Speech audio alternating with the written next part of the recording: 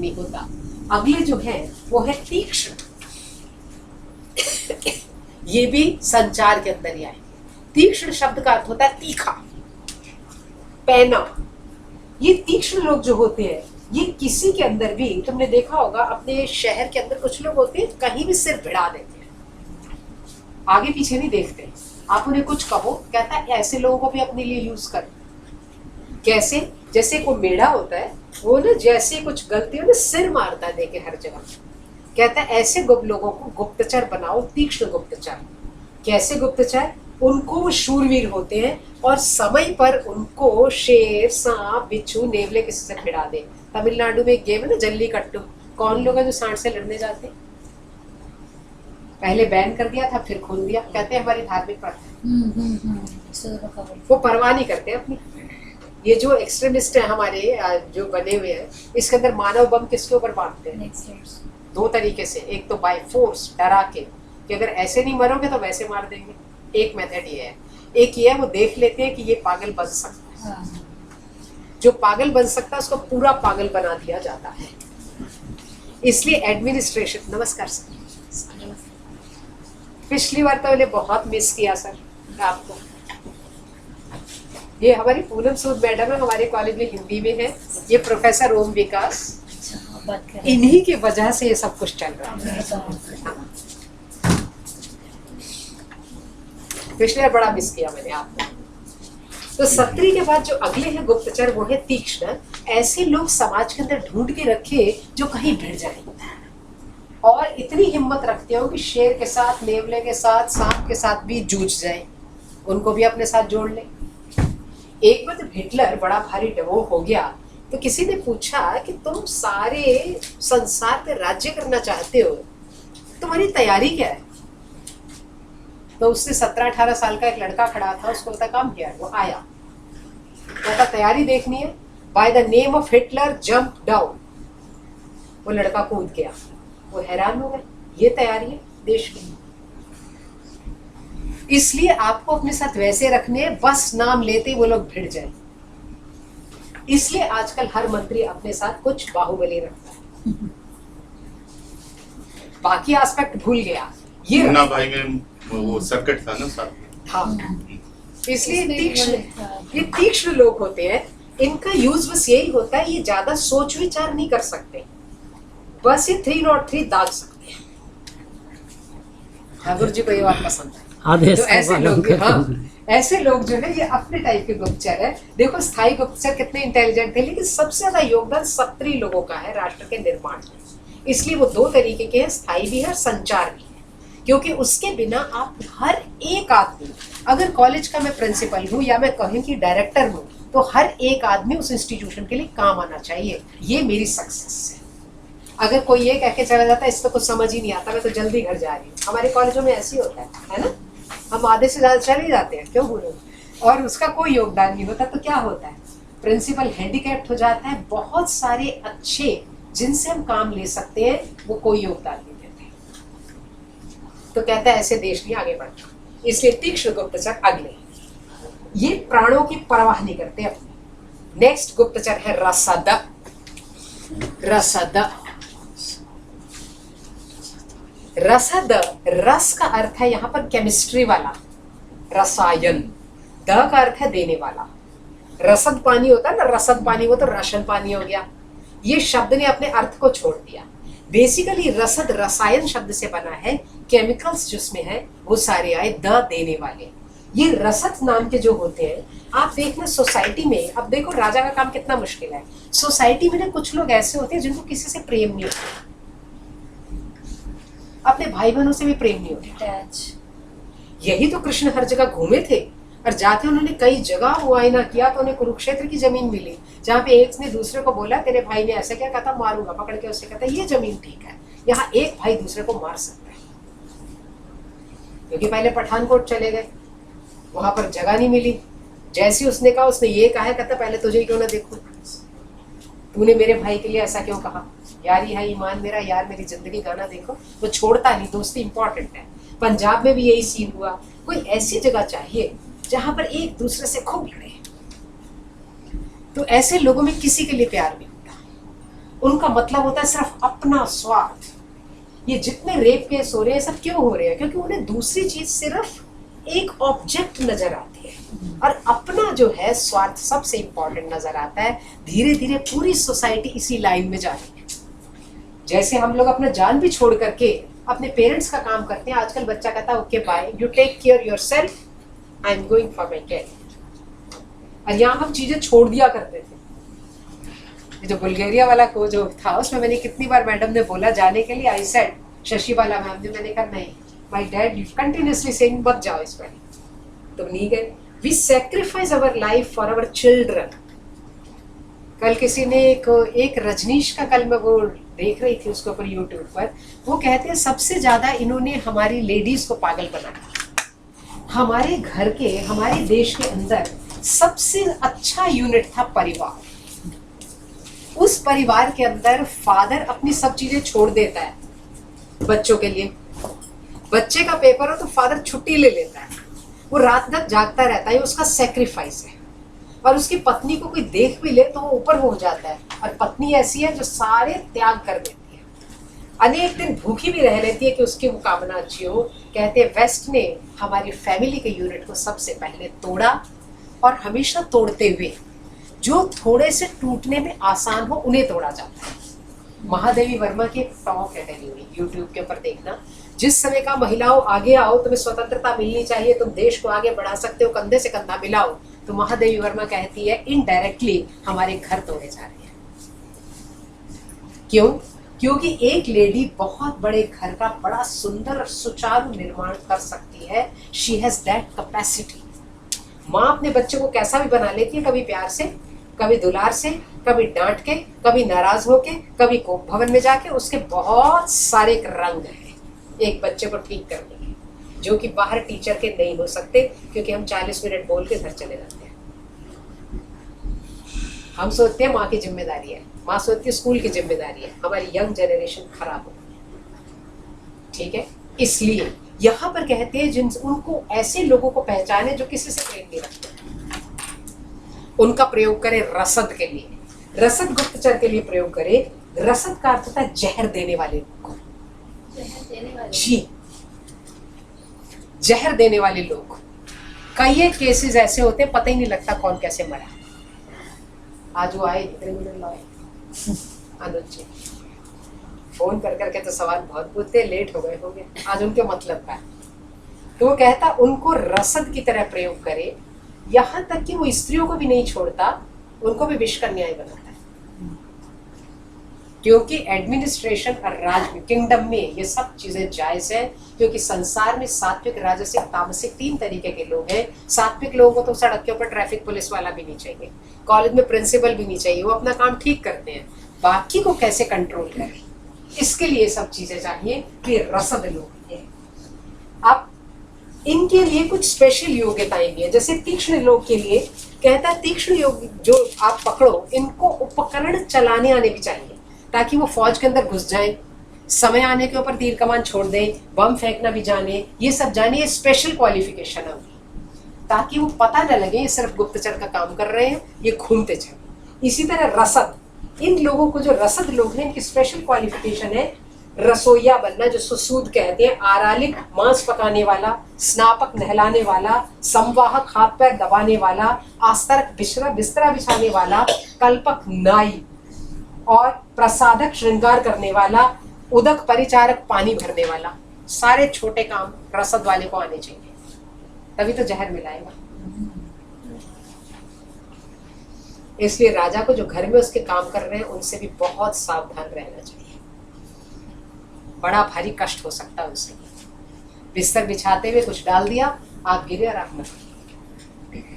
ये स्पेशल। ये गुप्तचर होने के साथ अगला कहता है सिर्फ जेंट्स काफी नहीं है, महिलाओं का प्रयोग भी होना चाहिए। गुप्तचरियां भी होती थी।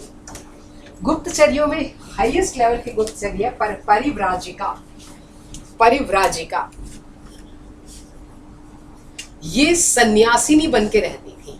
कहता कोशिश ये करे इसमें ब्राह्मणियां ढूंढे, जो जन्म से ब्राह्मणी हो उसको ले। परिव्राजिका सन्यासिनी हो, क्योंकि जब ब्राह्मणी भी होगी ना, परिव्राजिका भी होगी, तो लोगों को शक कम होगा। समाज में ये नहीं पता लगना चाहिए गुप्तचर है कौन। तो परिव्राजिका कोशिश करो जो ब्राह्मणी हो और नंबर 2 गरीब हो।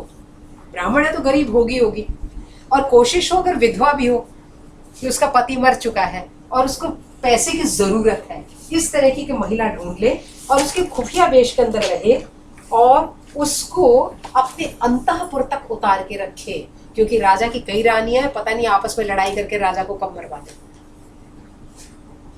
एक आदमी की 2 पत्नियां थी, एक के बाल काले थे, एक के सफेद थे। जब पहली वाली उसके सिर में तेल लगाने लगी, कहते ये मेरा हस्बैंड है, ये कोई अच्छे लगते हैं इसके सफेद बाल, उसने सफेद उखाड़ दिए, काले काले बच गए। दूसरे को बड़ा गुस्सा आया, दूसरी तेल लगाने लगी, कहती ये कोई ऐसा अच्छा लग रहा है, तो मेरा उसने दूसरे उखाड़ दिया, आदमी गंजा हो गया। इसलिए गुप्तचर्यों के अंदर परिव्राजिका ब्राह्मणी जो है उसको ले, वो दरिद्र हो, कोशिश करे विधवा भी हो, लेकिन दबंग हो और ज्ञानवती हो, दूसरे को झट से पहचान सके। ऐसे लोगों का प्रयोग असली तरीके से कापटिक गुप्तचर था, इस तरह उन महिलाओं का प्रयोग करें विशेष विशेष जगह पर जहां ज्ञानी बैठे हो, जहां विद्वान बैठे हो, जहां विद्वानों की सभा हो रही हो, ताकि वो लेडी के ऊपर वैसे भी कम जाता है शक, और वहां से वो पूरी इंफॉर्मेशन आपको ला करके दे। और इतनी उनका समाज में सत्कार भी हो, जब भी वो जाए किसी मंत्री से मिले, देखने में भी विद्वान विदुषी लगे वो महिला, उसको कहीं भी भेज दे कृत सत्कार, और स्वयं भी उसका पूरा सत्कार करे, ताकि जैसे वो करता है ऐसे ही संसार में लोग बाकी करेंगे। तब प्रधान अफसर जो उसके हैं, अमात्य जो है, उनका पूरा खांचा आपके पास आ जाएगा। ठीक है। दूसरा, लेडी के गुप्तचर होने से ये भी फायदा है कि कहा जाता है पुणे वगैरह बैठे, लेडी में एक सिक्स सेंस भी होती है। आप जो चीजें दूसरे से देखते हैं, हम एक अलग एंगल से भी देख लेते हैं झट से, तो उसके अंदर क्या होगा कि आपको दूसरे की पहचान पूरी तरह हो जाएगी कि ये किस लेवल के ऊपर है। इसलिए परिव्राजिका का प्रयोग करें, बड़ी इंपॉर्टेंट है। कहता इतना ही नहीं, इसके बाद ये तो आप मान रहे हो, आपको धर्म का टैग लग जाएगा मुंडा। ये भी महिलाएं हैं, ये बौद्ध भिक्षुणियां होती हैं। बौद्ध भिक्षु मॉन्क्स होते हैं ना, उनके भिक्षुणियां बौद्ध थी। चाणक्य ने तो मुंडा गुप्तचर्यों का बेहद प्रयोग किया है अपनी पॉलिटिक्स में, क्योंकि उनके तौर तरीके बुद्धिज्म के हमारे वैदिक धर्म से मिलते जुलते नहीं है। वहां पाप और पुण्य का वो कल्चर जो हमारे वैदिक धर्म और हिंदू धर्म में था, वैसा नहीं है। इसलिए उसने मुंडा का प्रयोग बहुत ज्यादा किया है गुप्तचर्यों के फैलाने में। कहता है ये क्या होती थी, ऐसी आश्रमों में रहती हैं, जैसे बौद्ध भिक्षु रहते हैं ऐसी भिक्षुणियां रहती है, इनको भी गुप्तचर्य का प्रयोग इनके लिए कर। नेक्स्ट, वृषली, शूद्रा। वृषली जो समाज में निम्न जाति में छोटे छोटे काम करते हैं, उनका भी प्रयोग करें गुप्तचर्य के लिए, ताकि आपको समाज की हर छोटे तबके की पूरा तस्वीर आपके सामने हो। तब एडमिनिस्ट्रेशन चलती है, इसलिए वृषली का प्रयोग करते हैं। और लास्ट है, कहता है भिक्षुकी। भिक्षुकी ये भिक्षा के ऊपर काम करने वाली और हर एक चीज को राजा को या कापाटिक गुप्तचरों को बताने वाली। इसलिए इतनी बड़ी एडमिनिस्ट्रेशन, देखो कितने तरीके के गुप्तचर उसने रखे, और रखने के बाद कहता यही काफी नहीं है, एक गुप्तचर का दूसरे को पता न लगे। एक ही सभा में बैठे सब एक दूसरे से अनजान हो, जैसे पुलिस वालों की ड्यूटीज लगती है। ऐसा नहीं होता कभी कि 3 पुलिस वाले दोस्त बन गए, कभी नहीं होता। सीबीआई में कभी नहीं होता, रॉ में कभी नहीं होता। अगर वो 2 दोस्त कहीं पता लग जाए तो एक के अंडमान निकोबार बदली हो जाती है और दूसरे वाले की इधर हो जाती है। इवन चौकीदार भी आपस में मिले हुए नहीं। आप आज किस मिशन पे जा रहे हैं ये भी आपको पता नहीं। आपको सिर्फ इतना ही रहता है सीबीआई में कि आपको कल चलना है, लेकिन कहाँ चलना है, कैसे चलना है, क्यों चलना है, नहीं पता, क्योंकि लोग बड़े अजीब होते हैं। मेरे डैड वॉज इन फूड में कुछ देर रहे, छूटे जिस दिन यहाँ से छूटे, रात को पता लग जाता है आज कल सैंपल यहाँ भरना है, शाम से शुरू हो जाते हैं आपको क्या क्या चाहिए, क्योंकि मेजोरिटी ऐसे ही है। ऊपर मंत्री से लेके नीचे तक का हिस्सा फिर है, तो जो बीच में नहीं खाता वो बड़ी बुरी तरह अपनी नौकरी को बचाता है, नौकरी बचाता है। So he was sufferer in that way. 2-3 साल रहा, फिर लोगों ने देखा तो भूखा मार देगा सबको, नीचे से ऊपर तक फिर बदल दिया। क्योंकि 5 साल के लिए तो मंत्री बनते हैं, 3 साल भूखे निकल जाए तो बात नहीं बनती, फिर 2 बचते हैं, इसलिए फिर हटाना पड़ता है ऐसे को। इसलिए जो बहुत ऑनेस्ट होता है उसकी पोस्टिंग कभी अच्छी नहीं होती। ठीक है, उसका एडमिशन कन्वीनर भी कोई नहीं कॉलेज में बनाता। अब नियुक्ति के बाद अगला गुप्त, सब हंस रहे हैं, सभी को मालूम है क्योंकि सब अपना वर्किंग प्लेस पे आए हैं। गुप्तचरों की नियुक्ति। अब इनको दोहराने के बाद राजा जाने कि उसमें किस टाइप का कौशल है। देखो सभी लोग पीएचडी होते हैं लेकिन पढ़ाते सब अपने अपने तरीके से। सभी लोग आईएएस होते हैं लेकिन सब अपने अपने तरीके से। किरण बेदी स्पेशल निकली। हर व्यक्ति का ना, हर एक प्रोफेशन में, चाहे वो बहुत छोटा गेट कीपर क्यों ना हो, यहाँ से लेके ऊपर तक विशेषता होती है। एक गेट कीपर ऐसा होता है आप अंदर नहीं जा सकते, खून खराबा हो जाता है, हो सकता है ऐसा, उसकी पर्सनैलिटी ऐसी है। एक गेट कीपर ऐसा होता है अंदर भी किसी को नहीं आने देता और खून खराबा भी नहीं होता, सब मुस्कुरा के गाड़ी बाहर खड़ी कर देते। तो ये क्वालिटी जज करे, उसकी भाषा जज करे, उसका कपड़ा कैसा पहनता है वेश जज करे, व्यवहार कैसा वो करता है, तब उनको लगाए, तब डिप्यूट करे, ताकि कहीं शक न जाए कि एक्स आदमी गुप्तचरी मेरी कर। इसलिए उनको देख करके उपयुक्त स्थान के ऊपर डाले। और स्कैनर में कौन लोग हैं? A to Z government employ. A to Z government employ का मतलब हाईएस्ट अमात्य से लेके चौकीदार तक 24 घंटे स्कैनर में है। इसलिए कौन करेगा सरकारी नौकरी, है ना? और आप कभी भी जा सकते हैं अपनी नौकरी से प्रमाण मिलने पे। आजकल क्यों हाय हाय हो रही है, हमें मिले हमें मिले, क्योंकि सरकारी नौकरी मिलने के बाद बस फिर तो पेंशन तक आराम से ही काम चलना है, इसलिए इतनी हाय हाय है। जब ऐसी होगी तो कौन आएगा, सब अपना काम करेंगे तो बेरोजगारी की समस्या हल हो गई। हम अपना काम करेंगे, अपने व्यापार के खुद मालिक होंगे, अपनी चीजों का खुद मालिक होंगे, अगले बेटे पोतों के लिए भी छोड़ जाएंगे, तो कौन करेगा आपकी नौकरी। इसलिए कहता बहुत टाइट गवर्नमेंट सर्वेंट को हमेशा रखना चाहिए, तब आपकी एडमिनिस्ट्रेशन अच्छी बनती है।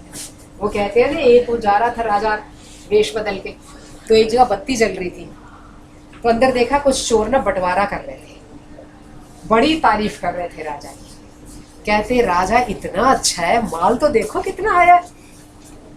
मंत्री ने कहा अपनी विशेषता सुन लो। तो राजा का दिमाग चकवा, क्योंकि जहां पर राजा कमजोर होगा वहां चोर मजेदार करेंगे। अगर राजा तेज होगा तो चोर नहीं हो सकते। Got the point? आपको हर एक, इसलिए सीसीटीवी पे लड़ाई हो रही है। कल मेनका गांधी की लाइन ठीक छपी है, वो कह रहे हैं हर बस में सीसीटीवी लगाओ। मेनका गांधी कल ये लिखती है कि हमने राजस्थान में प्रयोग किया, बनी नहीं बात, जो तंग कर रहा होता है सीसीटीवी पहले मोड़ देते हैं एंगल में, इतनी भीड़ होती है बस में, तो ये पैसे की वेस्टेज है। कायदे से बिल्कुल ठीक कह रही है, टोटल पैसे की वेस्टेज है। सही कह रही हूँ। उस पैसे को हम 2 बस और खरीदने में लगा सकते हैं, लेडीज स्पेशल 2 अलग चला सकते हैं, कोई और मेथड हो सकता है। इतने बड़े सीसीटीवी लगेंगे, इतना सब ये होगा, फिर उसकी वो बैक रखेंगे, उसके बाद चेक करेंगे, मिलना कुछ नहीं।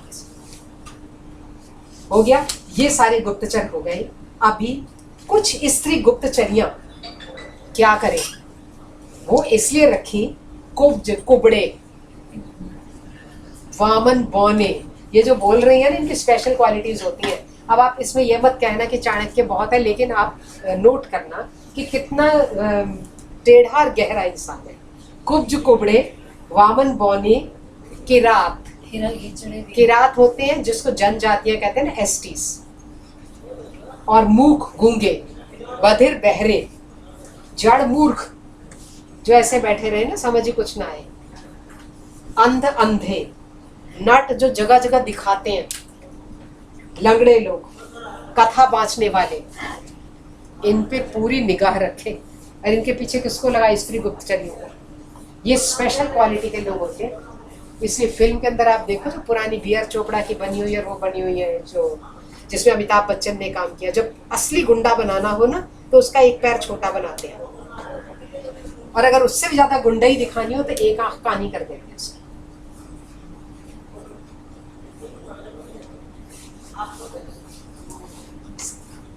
ठीक है। इसी तरह जो बौना आदमी है वो कहता समाज इनके लिए संवेदना होनी चाहिए, वो रखता है, लेकिन ये आपकी एडमिनिस्ट्रेशन को गिरा सकते हैं। अकेली मंथरा ने पूरी रामायण बनवा दी। देख लो, एक छोटी सी बात है, दशरथ की उम्र खत्म हो गई, राम को वनवास हो गया, मंथरा ने सिर्फ सजेशन दी थी। इसलिए कहता है इनसे सावधान खास तौर पे रहना चाहिए और इनके ऊपर पुरुष गुप्तचर नहीं लगने चाहिए, क्योंकि चाहे जो भी हो पुरुष को कभी गुस्सा आ जाता है, वहां स्त्री गुप्तचरियां उनके पीछे लगा के रखे ताकि वो उनकी एक एक चीज की पूरी खबर रखे। अब आपको ये होगा, अपने जनजाति के अंदर इशू आ सकता है, वीडियो बन रहा है कि एसटी कैसे हो। अब पॉइंट ये है कि ये जो हमारी जनजातियां हैं ये एक स्पेशल कैलिबर में है। अगली क्लास में मैं टाउन प्लानिंग जब पढ़ाऊंगी तो उसके अंदर बताऊंगी कैसे उनको वहां रखा हुआ है। अब देखो खदान में अभी जो पकड़ा गया जिसके सोने का सोना ही सोना चढ़ाया है आंध्रा में, तो क्या नाम है मंत्री का, डिमोनेटाइजेशन के अंदर भी उसने सोने का इतना सब कुछ किया है, वो खदानों पे लगा हुआ है। रेड्डी ब्रदर्स है, नाम मुझे याद नहीं आ रहा मुझे, वो तो बैंगलोर। हाँ जो मुझे नाम याद नहीं आ रहा, उसकी बेटी की शादी थी, सोने से ऊपर नीचे तक वीडियो डले हुए थे, सारा कुछ था, इतना पैसा उसके पास है, वो कहाँ है? वो खदानों पे लगे हुए हैं। जो वहां के टिपिकल रहने वाले लोग होते हैं ना, जो वहीं पैदा हुए वहीं बड़े हुए, शायद हमें उतने आम की पहचान नहीं होगी, पर जो गांव में पैदा हुआ, मेरी माँ खाते हुए कहती है, जो होते हैं जहाँ दफनाते हैं, वहां पर शायद मैंने पहले कभी यूज किया होगा, जब वो दफना देते हैं तो कहते हैं इसके ऊपर एक फलदार पेड़ लगाओ, क्योंकि जब कयामत आएगी तो भूखा रह जाएगा। हमारे तो श्राद्ध की प्रथा है, वहां पर एक फलदार पेड़ लगा देते हैं ताकि फल गिरे और इसकी पूर्ति होती रहे। तो वहां के आम भी उतार करके दूसरे आमों में मिला दिए जाते थे। मेरी माँ कहती है उस आम का टेस्ट डिफरेंट होता है, वो सारी, क्योंकि जमीन से तो सब ले रहा है, तो कहती है ये तो कब्रिस्तान का आम है। वहां के छोटे छोटे बच्चों को पहचान है, वो चूसते कब्रिस्तान का आम परे कर देते हैं, हमें नहीं पहचान, हमें तो वो ला करके 100 रुपए किलो बेच देगा।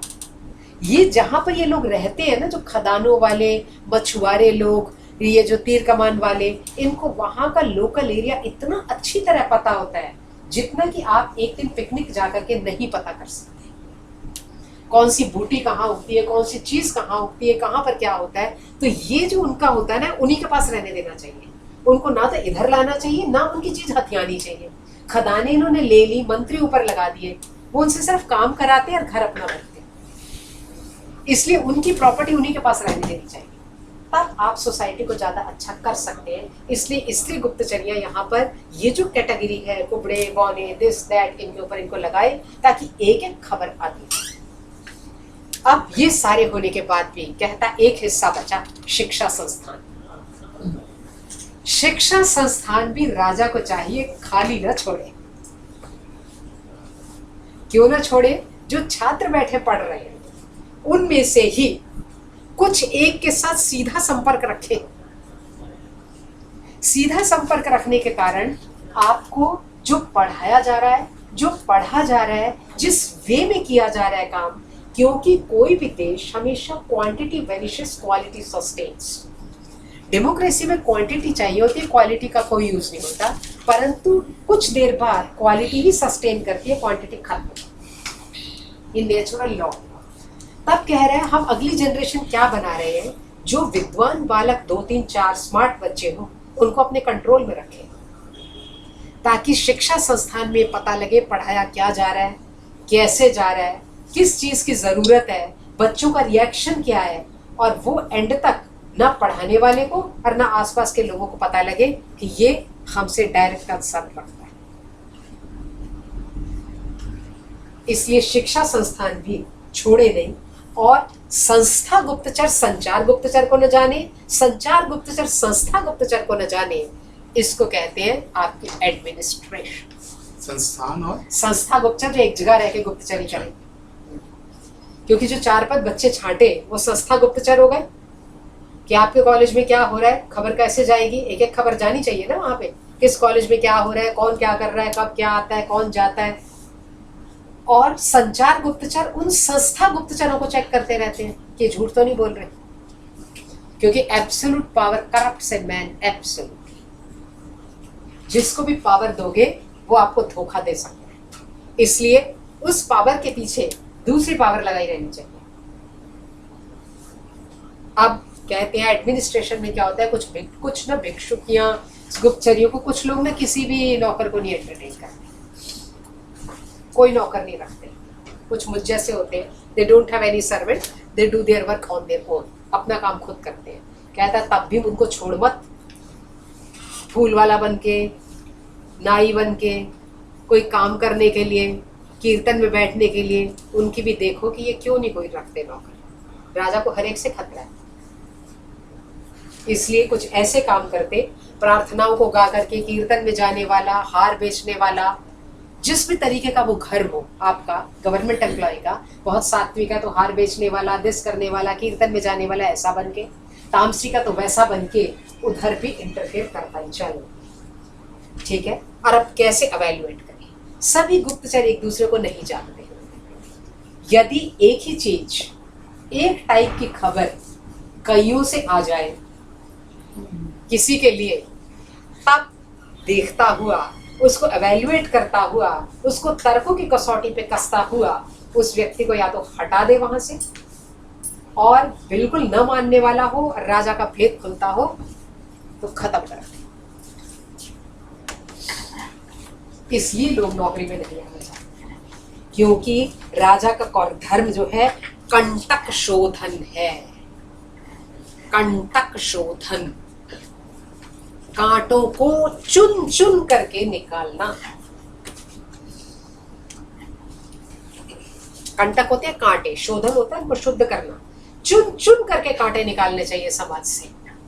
तब आपका जो स्ट्रीट क्राइम आज बहुत बड़ी चीज बन चुकी है, उसका मेन कॉज यही है कि राजा का कोई कंट्रोल नहीं है।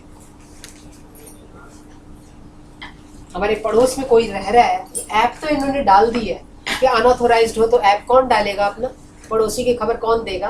कौन उसकी फोटो खींच के डालेगा? उसको सिक्योरिटी कौन देगा? इसके ऊपर कोई विचार नहीं किया। ठीक है, इसलिए ये सब चीजें विनय अधिकरण में कही।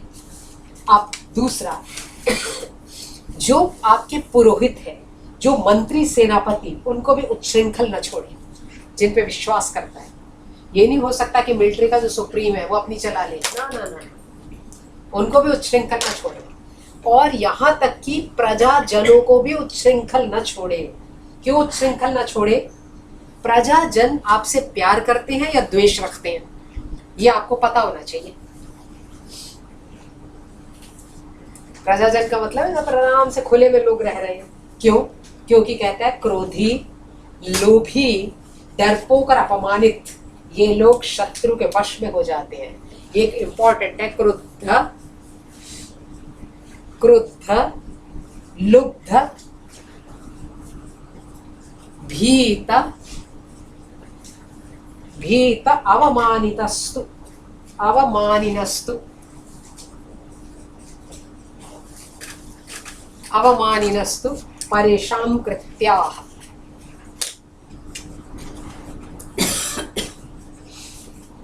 कहता प्रजाजनों को भी कभी अकेले न छोड़े, क्योंकि अब हम फौरन की तरफ बढ़ने वाले हैं। क्रुद्ध क्रोधी लोग, लुब्ध लालची लोग, भीत डरे हुए लोग, अवमानन तिरस्कृत हुए हुए लोग दूसरे पक्ष के साथ जाके मिल जाते हैं।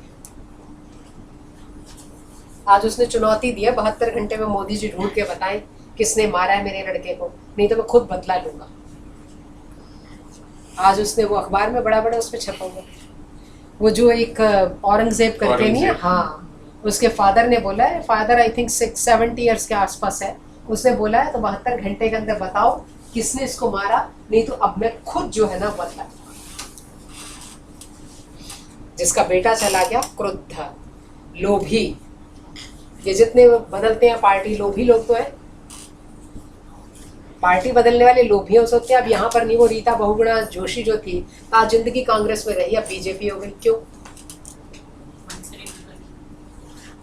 हाँ देख लो, अब वो बीजेपी हो गई। क्यों? ये लुब्ध वर्ग है, वो देखता अब किधर को जाए, क्या मिलेगा। ये लुब्ध वर्ग है कि पिताजी है बीजेपी में और बेटा है कांग्रेस में। और जो बहू है उसकी वो है आम आदमी पार्टी और दूसरा है वो समाजवादी पार्टी। और रामविलास फिर पासवान जो हाँ, पार्टी बनता है उसी में फिर नेता वो बनता कहते है। हैं हमारे घर में ना सब पार्टियों के ऊपर विश्वास किया जाता है। ये लुब्ध वर्ग है। Secular family. हाँ, सेक्युलर फैमिली, ये लुब्ध वर्ग है, लोभी।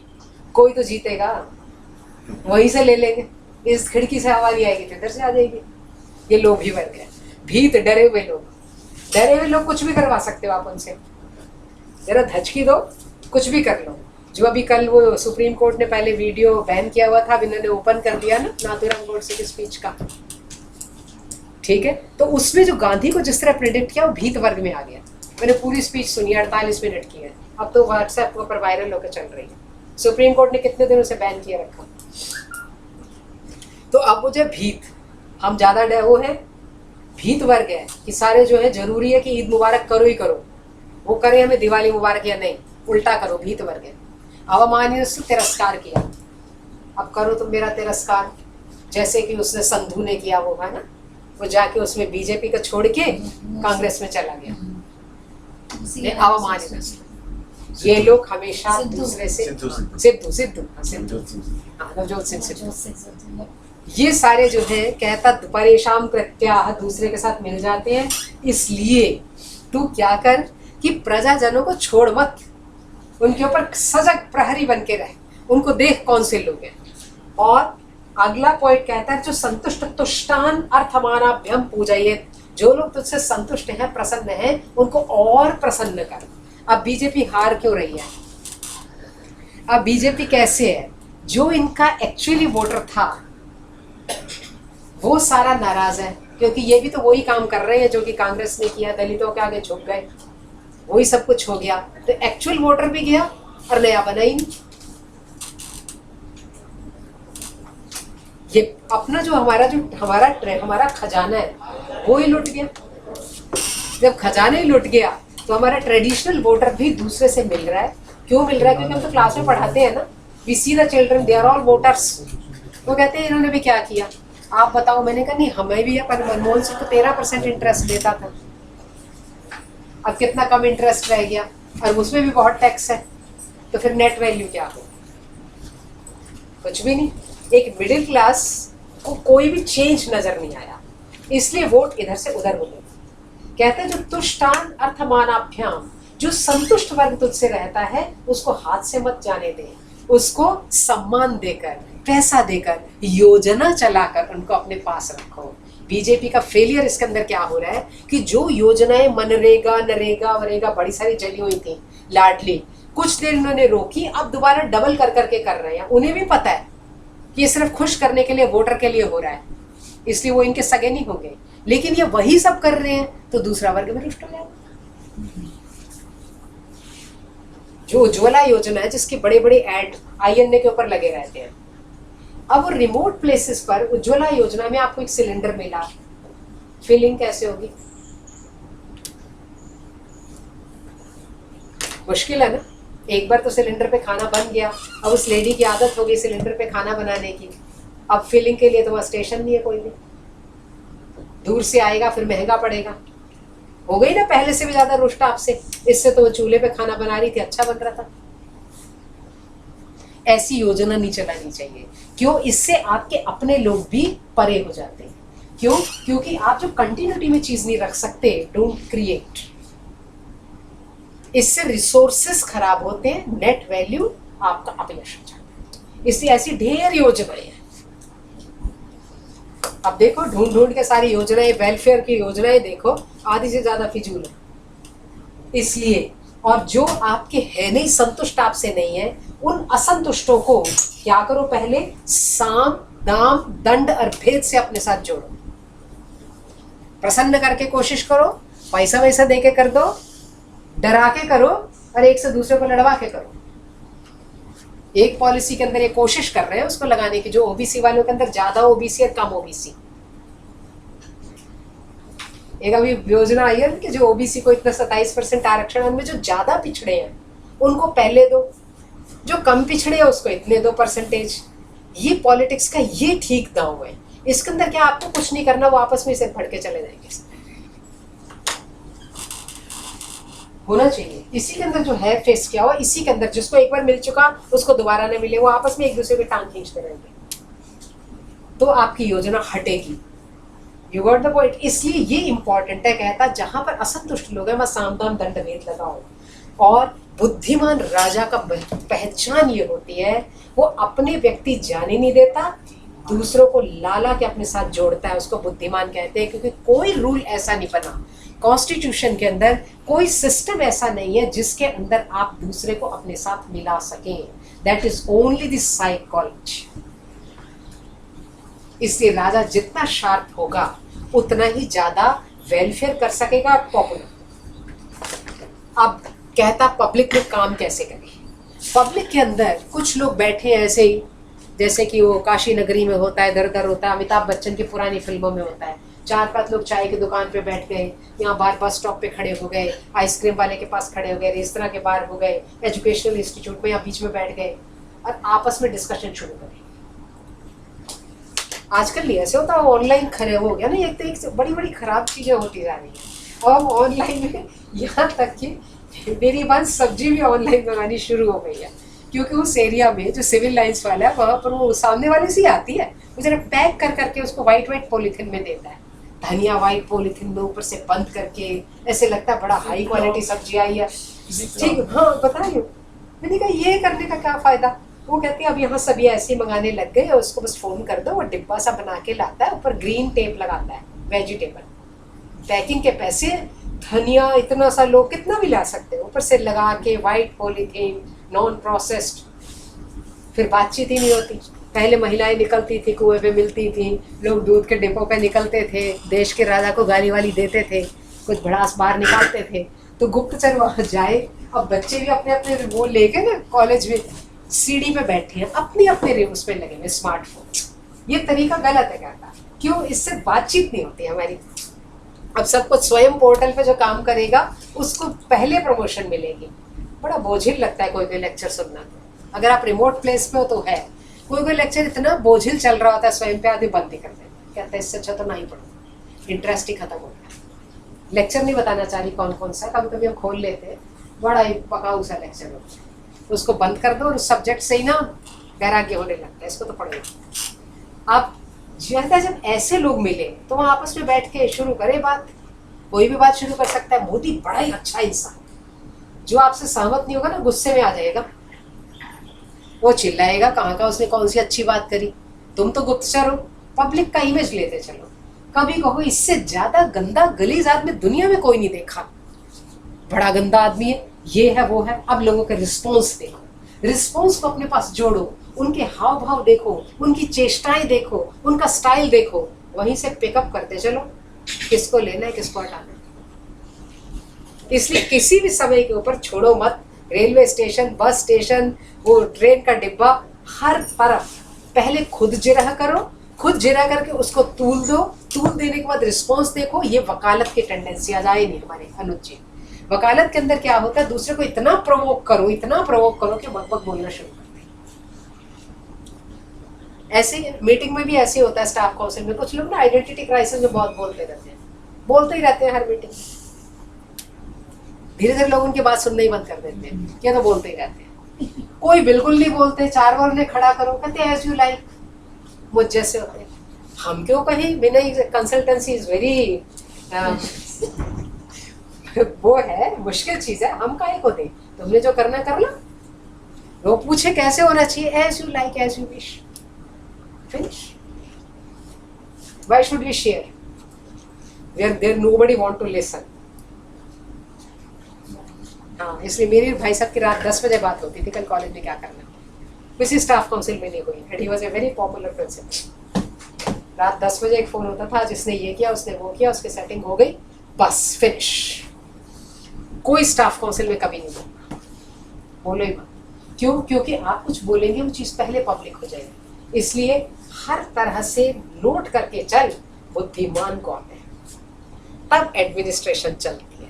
आपका ये नेगेटिविटी पॉइंट है कि जो कुर्सी में बैठा उसको पता ही नहीं होता कि नीचे जो हमारे क्लास 4 एम्प्लॉय और में अच्छा कौन है बुरा, मालियों में कौन अच्छा काम करता है कौन बुरा नहीं पता। सोल्जर्स आपने इकट्ठे फ्यूल की तरह यूज किए हुए हैं, कौन ज्यादा अच्छा है कौन कम अच्छा नहीं पता होता राजा को। कहता है ये नेगेटिविटी होती है किसी भी राष्ट्र के गिरने की, यही नेगेटिविटी होती है टीचर के फेलियर की। आपको क्लास में पता होता है ये अच्छा है, ये होशियार है, ये बेवकूफ है, ये बोलने वाला है। जब आपको ये पता है ना तो आपका इंटरेक्शन अच्छा होता है क्लास में।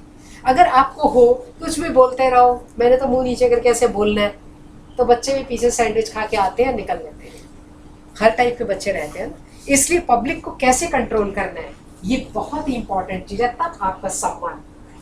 इसलिए कभी राजा को सर्वगुण संपन्न बताओ पब्लिक में बैठ के, कभी राजा को इतना घटिया बताओ।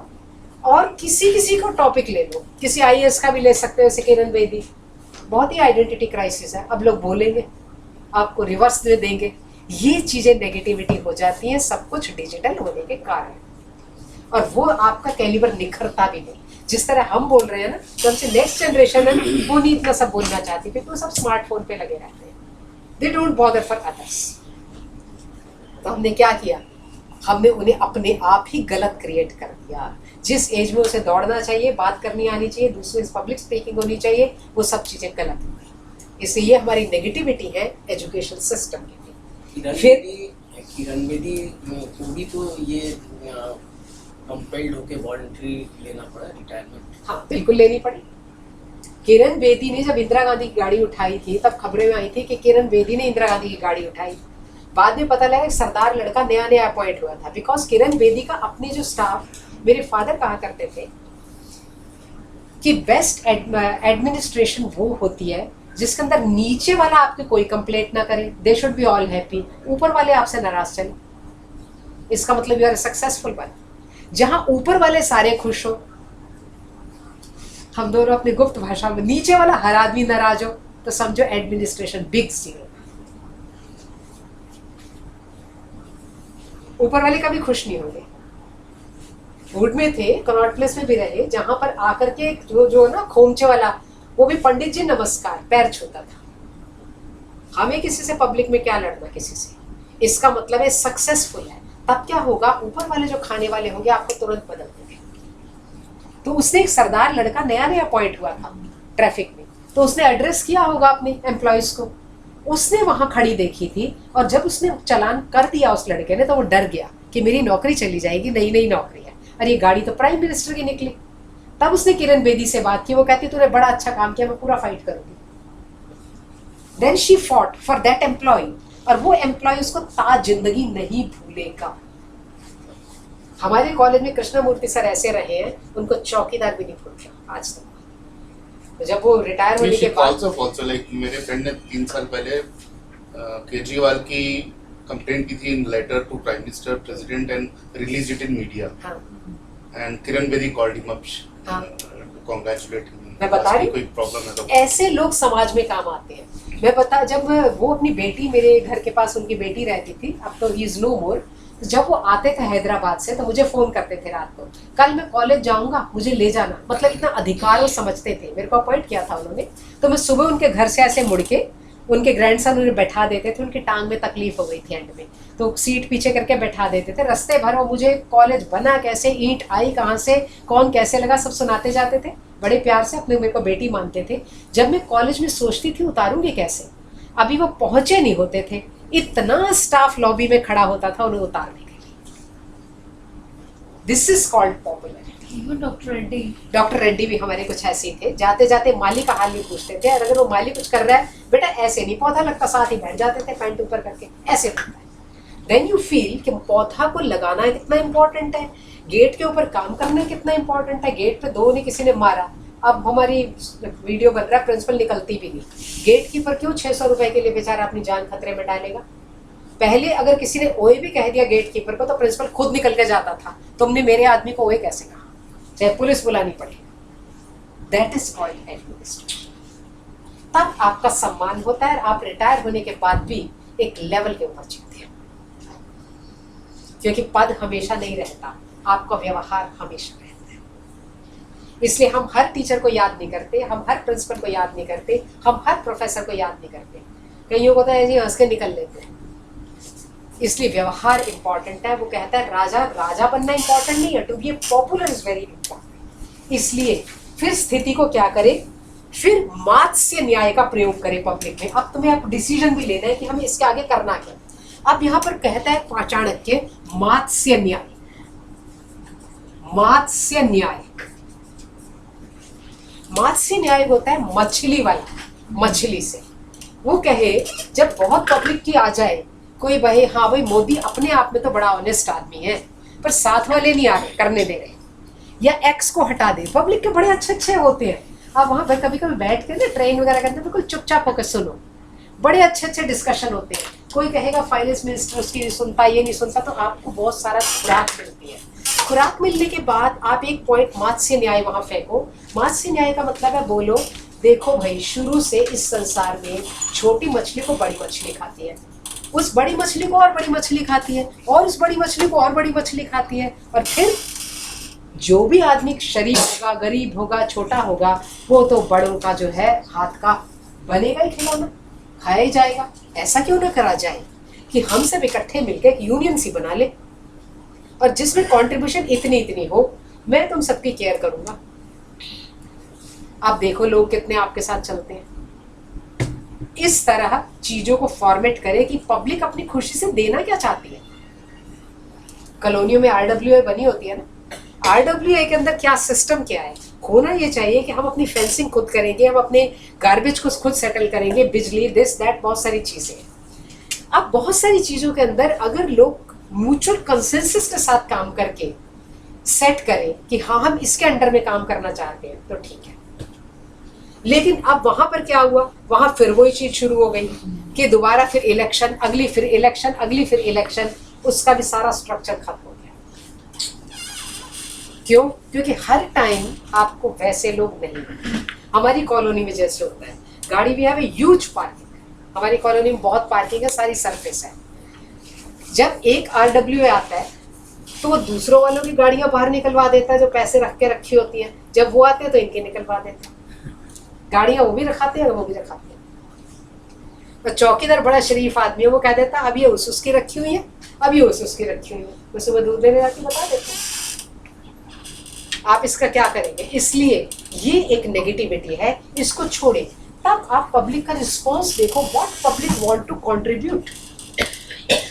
पब्लिक बड़ी अच्छी होती है, वो आपको कंट्रीब्यूट करती है, और फिर उनको कभी निग्रह पकड़ करके, कब अनुग्रह उनके ऊपर विश्वास करके, और कभी तिरस्कार और प्रतिक्रियाएं देखें, और फिर राजा को क्या करना चाहिए, जो मेजॉरिटी कहे उसको राजा तक पहुंचा दे कि पब्लिक ये काम खुशी से कर सकती है।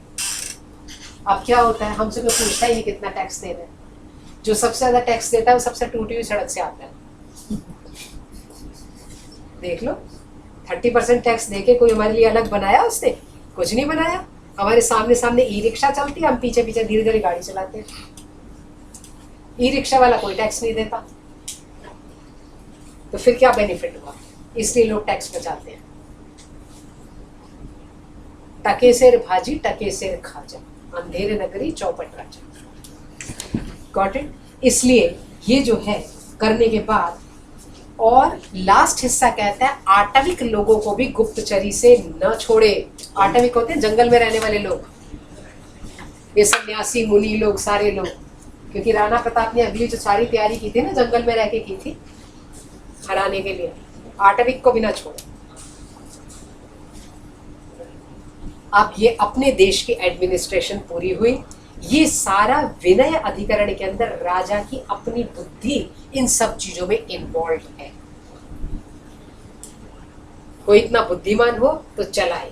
इसलिए चाणक्य ने चंद्रगुप्त को 24 साल तक यस राजा रहा, और हमारा देश सोने की चिड़िया में बना।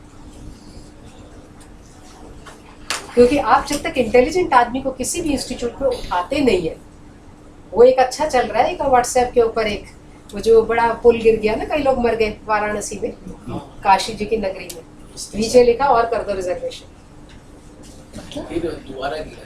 हाँ नीचे लिखा आईआईटी में 5% वाले एससी क्वालिफाई हो रहे हैं लिस्ट में। हाँ तो वो कहता और कर दो 5%। जो मेरिट लिस्ट बढ़वाई है मंत्री जी ने परसों, बोलो लोगों की जान का क्या खतरा है तुम्हारा। और अभी एम्स ने जो दिया है वो कितना इंटरेस्टिंग है। एम्स ने बोला है तुम हमारा इंस्टीट्यूट बार बार यूज करते हो, डॉक्टर अपने लाते हो, है ना। अभी अरुण जेटली ने अपनी सर्जरी कराई है, सर्जन यहाँ का थोड़ी था, बाहर से आया। अब हमारे भारतीय विद्या भवन में पढ़ाने के लिए हम लोग ना हो, एक थर्ड पर्सन उतार के, तो हमारी सबकी बेइज्जती नहीं है। तो अभी एम्स के डॉक्टर्स ने लिखा है, हमारा क्या कसूर है। इसी तरह पहले मनमोहन सिंह की जो रीडू सर्जरी हुई थी हार्ट की, वो भी बाहर से आया था डॉक्टर, बॉम्बे से, और इंस्टीट्यूट इनका यूज किया था। क्यों? इसका मतलब एम्स पर भरोसा नहीं है। जो सबसे अच्छा इंस्टीट्यूट भारत देश का है, उस पर भी सरकार को भरोसा नहीं है। कुछ होना चाहिए। यस, होना क्या चाहिए, जिस टाइप के ये लोग अपॉइंट करते हैं ना, उनसे इनकी सर्जरी होनी चाहिए, तब देश ठीक होगा। उनके लिए मैंडेटरी हो कि सरकारी एम्प्लॉय, जैसे कि आर्मी वाला है ना, अपने हॉस्पिटल में जाता है, जब वो कर सकते हैं तो सरकारी एम्प्लॉय अपने सरकारी अस्पताल में क्यों नहीं जाता? तब अस्पताल ठीक होगा। 30 साल पहले मेरे अंकल होना चाहिए, ग्रैंड अंकल थे। हाँ। रोहतक में मेडिकल कॉलेज में थे वो, सिविल हॉस्पिटल में। रात को किसी पॉलिटिशियन का फोन आया कि एक बार चेक कर लो ये।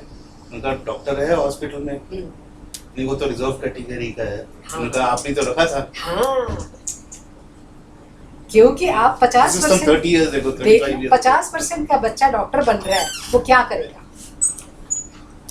इसीलिए अब लालू कह रहा है मुझे एम्स से निकाल के, हो रहे हो रांची में तो इसकी सुविधा नहीं है। 15 साल कौन मुख्यमंत्री रहा? इनके जो मुख्यमंत्री होते हैं, जो राज्य स्टेट के, इनको वहीं अपना इलाज कराना चाहिए, तब देश ऊपर। ये जो है ना, सारा इन्होंने सिस्टम इतना गंदा बनाया हुआ है कि आप किसी को पकड़ नहीं सकते, किसी की जिम्मेदारी नहीं है। अगर आप इतनी देर यूपी में चीफ मिनिस्टर रहे हैं, तो आप अपना इलाज कराने एम्स में क्यों आते हैं? यूपी में क्यों नहीं कराते? कल वो दिखा रहे थे कितना कितना पैकेज, कितना 85,000 का, 15,000 करोड़ का पैकेज कश्मीर को दिया। कहाँ गया पैसा सारा? हमारा ही टैक्स है जो जा रहा है, और वहां पर कहीं कुछ काम नहीं आ रहा। तो BJP is also doing the तुष्टिकरण की नीति। उनके पास भी कोई इश्यू नहीं है, इसलिए हालत उनकी भी अब खराब ही है। इलेक्शन के टाइम में कोई नेट वैल्यू उन्होंने क्या किया ये नहीं पता लगा।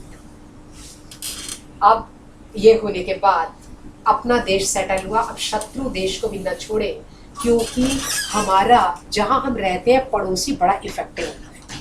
वो आपके देखो, रोहिंग्या मुसलमानों का मामला कितना खराब जा रहा है, अभी नागालैंड का मामला नया उछलाया है ना, कश्मीर का समस्या चल रही है। ये सारी समस्याएं क्यों चलती हैं? ये बॉर्डर के ऊपर बहुत होती है। बॉर्डर पे इसलिए होती है क्योंकि लोगों की ना आदत होती है। अब चीन अपनी दीवारें बनाना चाहता है, धीरे धीरे वो थोड़ी थोड़ी आगे खिसकाएगा। तो सामान्य में भी आपका लैंड होता है जहाँ पर वो उसकी पार्टीशन की हुई होती है, वो थोड़ा आगे बढ़ाते रहते हैं, धीरे धीरे आपका खत्म हो जाता है। तो जो सीमाएं हैं वो तो सबसे इम्पॉर्टेंट चीज़ है, और तो और यदि आप नहीं हटते तो उससे भी ज़्यादा जो है वो अंदर घुस सकते हैं। इसलिए शत्रु देशों की ओर रुख करें अपना देश देखने के बाद। क्यों? क्योंकि शत्रु के संबंध में सब कुछ इम्पॉर्टेंट है। राजा का उद्देश्य सबको प्रसन्न रखना है, कम से कम शत्रु बनाना है। ऐसा राजा सक्सेसफुल नहीं होता जिससे लोग डरे। लोग अपने आप आए आपके पास। You should be very popular. उद्देश्य है सबको प्रसन्न रखना, शत्रु कम से कम हो, और अगर हो तो प्रभावहीन हो। प्रभावहीन का मतलब मेरा क्या बिगाड़ लेगा? प्रभावहीन आपके शत्रु हो। दूसरे शब्दों में कंटकहीन राजा जो है वो ही लंबा राज्य करता है शेष में।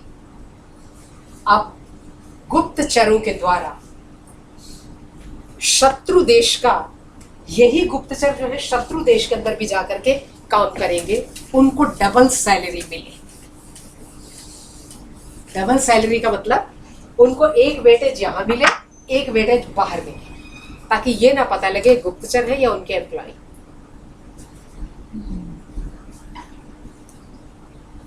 ठीक है ना? हमारे ही आदमी बाहर रशिया में रहे, रशिया वाले समझे हमारा एम्प्लॉय है, उसको पूरी सैलरी वैसे ही दे, और हमारा भी एम्प्लॉय है हम भी दें। ठीक है? इसलिए वहां पर रह करके गुप्तचरी करें। और दूसरे, वहां की प्रजा का विश्लेषण करना है, नीतियों का विश्लेषण नहीं करना, और राजा का भी विश्लेषण नहीं करना, राज्य का भी विश्लेषण नहीं करना, वहां के रिसोर्सेस का विश्लेषण नहीं करना। सबसे पहले वहां की प्रजा का विश्लेषण करो, और प्रजा का विश्लेषण करके सारे अपने साथ मिला डालो। इसलिए प्रजा का विश्लेषण करें और प्रजा को वर्गों में विभाजित कर दें। प्रजा के वर्ग, पहला वर्ग हो गया इसके अंदर क्रुद्ध वर्ग, पहले भी ये आ चुका है, क्रुद्ध वर्ग। सेकंड वर्ग इसके अंदर होता है भीत वर्ग, भीत वर्ग। तीसरा है लुब्ध वर्ग और चौथा है मानी वर्ग। मोटे तौर पर लोग इन कैटेगरीज के अंदर आते हैं। हमारे यहाँ तो बस अपने देश के अंदर ही जातियों का वर्ग बना रखे। ये साइकोलॉजिकल वर्ग है। कहता है शत्रु देश के अंदर अपने गुप्तचर उतारे। मोटे तौर के ऊपर 4 तरीके के लोग हैं, क्रुद्ध वर्ग, भीत वर्ग, लुब्ध वर्ग और मानी। मानी वर्ग मीन्स अब एक एक डिस्कशन करूंगी। पहले क्रुद्ध वर्ग। क्रुद्ध का सामान्य अर्थ है क्रोधित हुए हुए लोग, जिनको क्रोध आ गया। पहले संश्रुत्य विप्रलब्धः, ये कौन लोग होते हैं जिनको कहा हो हम तुम्हें धन देंगे फिर ना दिया हो। कहा था बीजेपी ने 15-15 हजार सबको मिलेंगे, अब नहीं मिल रहे। तो सारी प्रजा इस समय क्रुद्ध वर्ग है, क्योंकि कहा था इतना पैसा ब्लैक मनी लाएंगे, सबको 15-15 हजार मिलेंगे, किसी को भी नहीं मिला। 15 लाख तो क्या हो गए? संश्रुत्य, कहा तो था हम देंगे फिर नहीं दिया, विप्रलब्धा में ठगा, तो हम क्या हो गए? सारे के सारे क्रुद्ध वर्ग। पहली चीज क्या था? संश्रुत्य अर्थान विप्रलब्धा। सेकंड कौन से होते हैं क्रुद्ध में? तुल्य कारिणो, 2 एक से लोग हो, एक को ज्यादा सम्मान दो एक को ना दो। एक ही काम है, 2 लोग में एक को ज्यादा सम्मान दे रहे हो एक को नहीं दे रहे हो, तो दूसरा क्या हो जाएगा? क्रुद्ध हो जाएगा। ऐसे सब लोग आपके टिप्स पे होने चाहिए दूसरे देश में। इसलिए कृष्ण चाणक्य ने पूरे नंद वंश को खत्म करके एक आदमी राक्षस निकाल लिया था और उसे चंद्रगुप्त का मंत्री बना दिया। कहता है ऐसा ह्यूमन क्वालिटीज का आदमी कोई नहीं मिलेगा। पूरा नाटक है 7 अंकों का, एक भी स्त्री पात्र नहीं है। पढ़ो क्या पॉलिटिक्स चलाता है उसके अंदर। उसको सिर्फ पता है कि राक्षस नाम का एक आदमी है तो उसका अमात्य है। अगर ये मेरी पकड़ में आ जाए तो विन विन सिचुएशन है हमारी। पूरे नंद वर्ग को मारता है, उनके अगले बेटे पोतों तक को भी मार के उस आदमी को साफ बचा लेता है। और वो इतना इमोशनल होता है उसको आके अभिषेक कर देता है अपने देश में। कहता अब ये बनेगा इसका, ठीक है ना। इसलिए लड़ाइयां सिर्फ बुद्धि से लड़ी जाती है, शेष चीजें तो यूं ही है। अब दूसरा हो गया एक की अवमानना की हो। तीसरा वल्लभ अवरुद्ध समाहूय पराजितः, राजा के पास विश्वस्त कर्मचारियों द्वारा राजा को मिलने से रोका। विश्वस्त कर्मचारी किसी ने अपनी ज्यादा दोस्त दिखाई हो, जैसे मैं आऊं मुझे कोई डायरेक्टर से मिलने ही ना दे, तब क्या हुआ? इस डायरेक्टर को उखाड़ेंगे। कौन सा इतना बड़ा इंसान है जिससे हम नहीं मिल सकते? ठीक है, इसलिए इतना वो ना हो। अपनी जो चाबी है ना वो आपकी ए उसके पास भी, एसओ के पास भी नहीं होनी चाहिए और पीए के पास भी नहीं होनी चाहिए। के पास नहीं। पीए इतना डर के रहे कि जिसको मैं मना कर रहा हूं वो पता नहीं कौन आदमी है। इससे हमारे शंकर रेड्डी सर की तरह खुद थोड़ी देर बाद बाहर निकल के आ जाना चाहिए। You are waiting for me, if you are not waiting then why are you sitting here. I card कहाँ से आए हो, एआरएसडी वाले तो नहीं। उसको सारा दिन सबका पूरे सब ध्यान रहता था।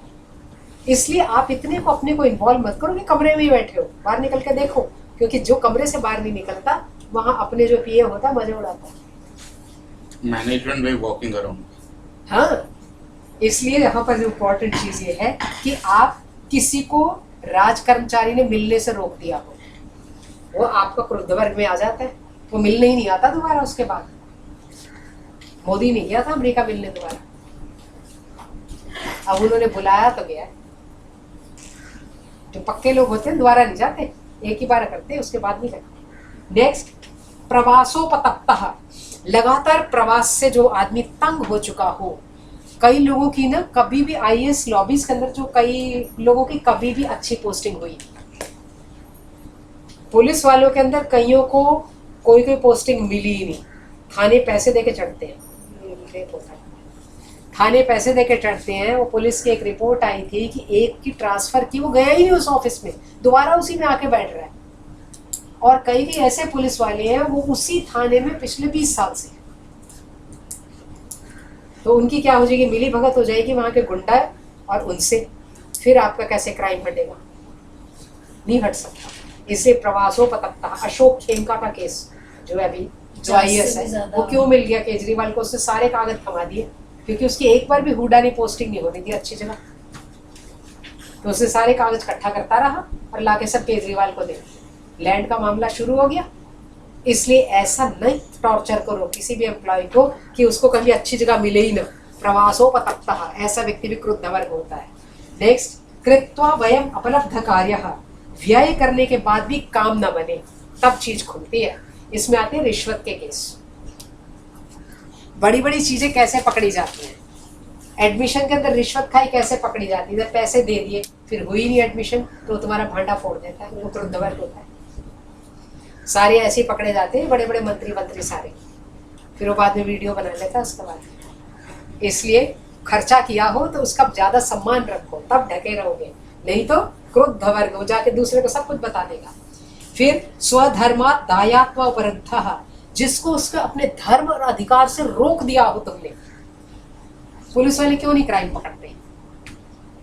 इसलिए नहीं पकड़ते कि क्रिमिनल जब निकला तो वो तो उस मंत्री का आदमी निकला। फिल्मों में क्या दिखाते हैं, वो उसको पकड़ के बेचारा अपनी जान के ऊपर खेलता है, लड़का उसको जाके जेल में ठूंसता है, ऊपर से एक फोन आता है, वह है ना जो उसको छोड़ दिया जाए, तो वो आपकी जान पे क्यों खेलेगा? इसलिए वो भी चुपचाप ऐसे खड़ा रहता है। अगर कोई सामने से आता तो वो इधर कर लेता है, इधर करते उधर कर लेता है, उसको क्या जरूरत पड़ी है? इसलिए आपका जो है यहाँ पर कि उसने अपने जो उसका कार्य है वो उसे करने दो। इसलिए किरण बेदी ने अगर उससे चालान कर दिया तो Kiran Bedi should protect him. राजा का काम होता है अपने एम्प्लॉय को प्रोटेक्ट करना। अगर मैं एडमिशन कर रही हूँ, मेरे किसी छोटे एम्प्लॉय ने कुछ गलत कह दिया तो I will take all responsibility on my head, then I am a good administrator. अगर मैं बोलूँ इसी ने कहा था इसी को पकड़ो, I am not a good administrator. मैं बाद में उसे समझा सकती हूँ कि तुमको ऐसा नहीं कहना चाहिए था, लेकिन वो मेरा एम्प्लॉय है, मेरा सब कुछ है, I should take a firm stand. सबका बस का नहीं होता एडमिनिस्ट्रेशन, लालायित सब रहते हैं, लेकिन सक्सेसफुल कोई एक होता है, 100 में से मुश्किल से 2 आते हैं, बाकी सब तो ऐसे ही ढोके निकल जाते हैं। नेक्स्ट, मानाधिकाराभ्यम भ्रष्टः, जिसको सम्मान और अधिकार से च्युत कर दिया हो। अभी रिसेंट केस है सुप्रीम कोर्ट वाला, जज आ गए प्रेस में, जब उनकी टर्म थी तो क्यों काटी? केस ऐसे खुलते हैं, नहीं तो सुप्रीम कोर्ट के कब जज आते हैं? प्रेस में आ गए, और प्रेस कॉन्फ्रेंस हो रही है, सारी पब्लिक देख रही है, पब्लिक या नहीं इंटरनेशनल लोग देख रहे हैं, क्योंकि सुप्रीम कोर्ट का जो भी जजमेंट होता है that is written in international उसमें जाता है।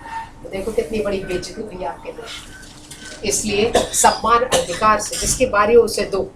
अब ये सरप्लस इधर से निकाल उधर से ये कर, ये सब गलत। नेक्स्ट, कुल्यैः अंतर्हितः, राजपुरुषों ने जिसे बदनाम किया हुआ और बंदा अच्छा,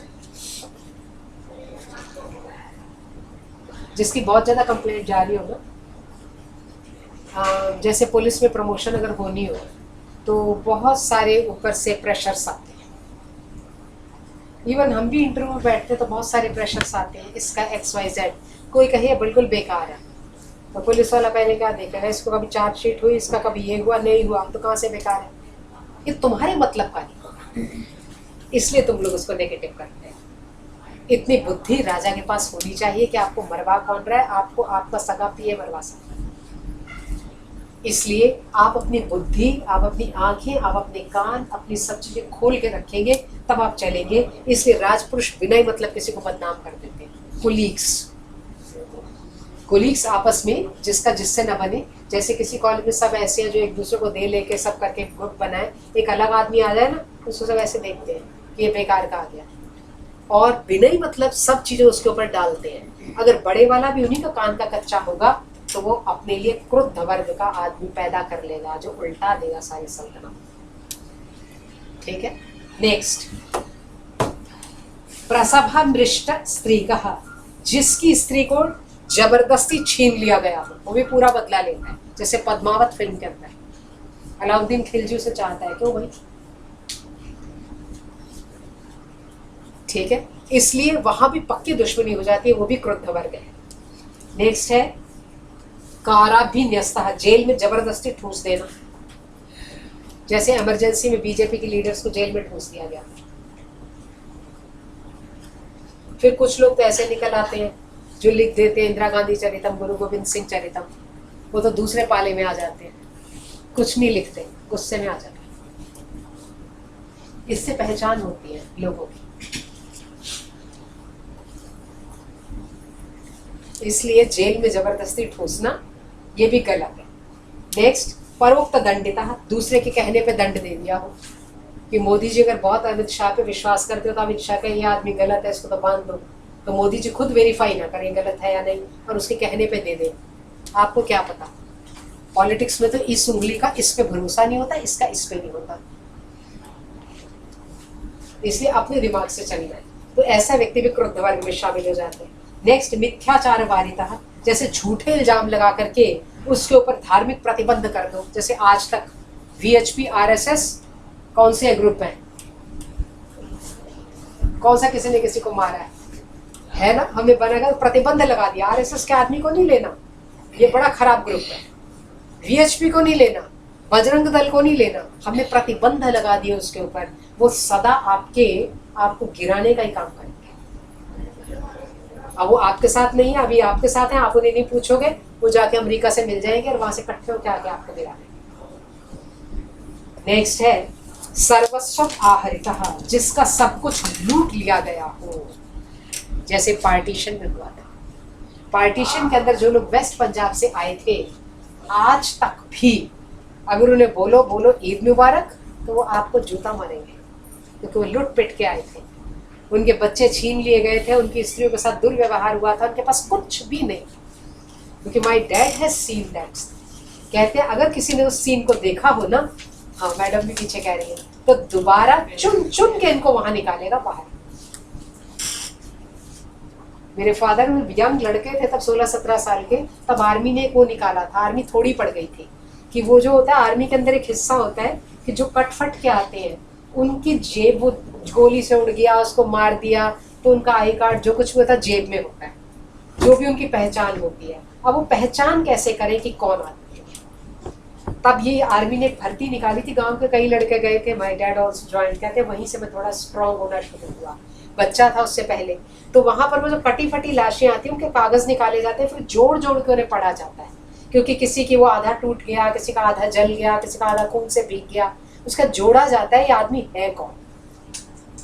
फिर उसके बाद में उसका वो जो है किया जाता है कि एक्स आदमी मर गया, ये हुआ। तो वहां पर बहुत सारे गांव से आए थे, कहते जिन्होंने उसको देखा वो ईद मुबारक तो क्या, अगर ये दिख भी जाए तो इन्हें मार न दे। किस तरह सारी लेडीज को नंगा करके बाहर कीलों से गाड़ा होता था, सारे छोटे छोटे लड़के के, इनकी जनरेशन खत्म हो जाए, मार दिए गए थे। तो वो जो सीन देखने के बाद इसलिए अडवाणी वगैरह बिल्कुल एंटी रहते हैं, क्योंकि they have seen that period.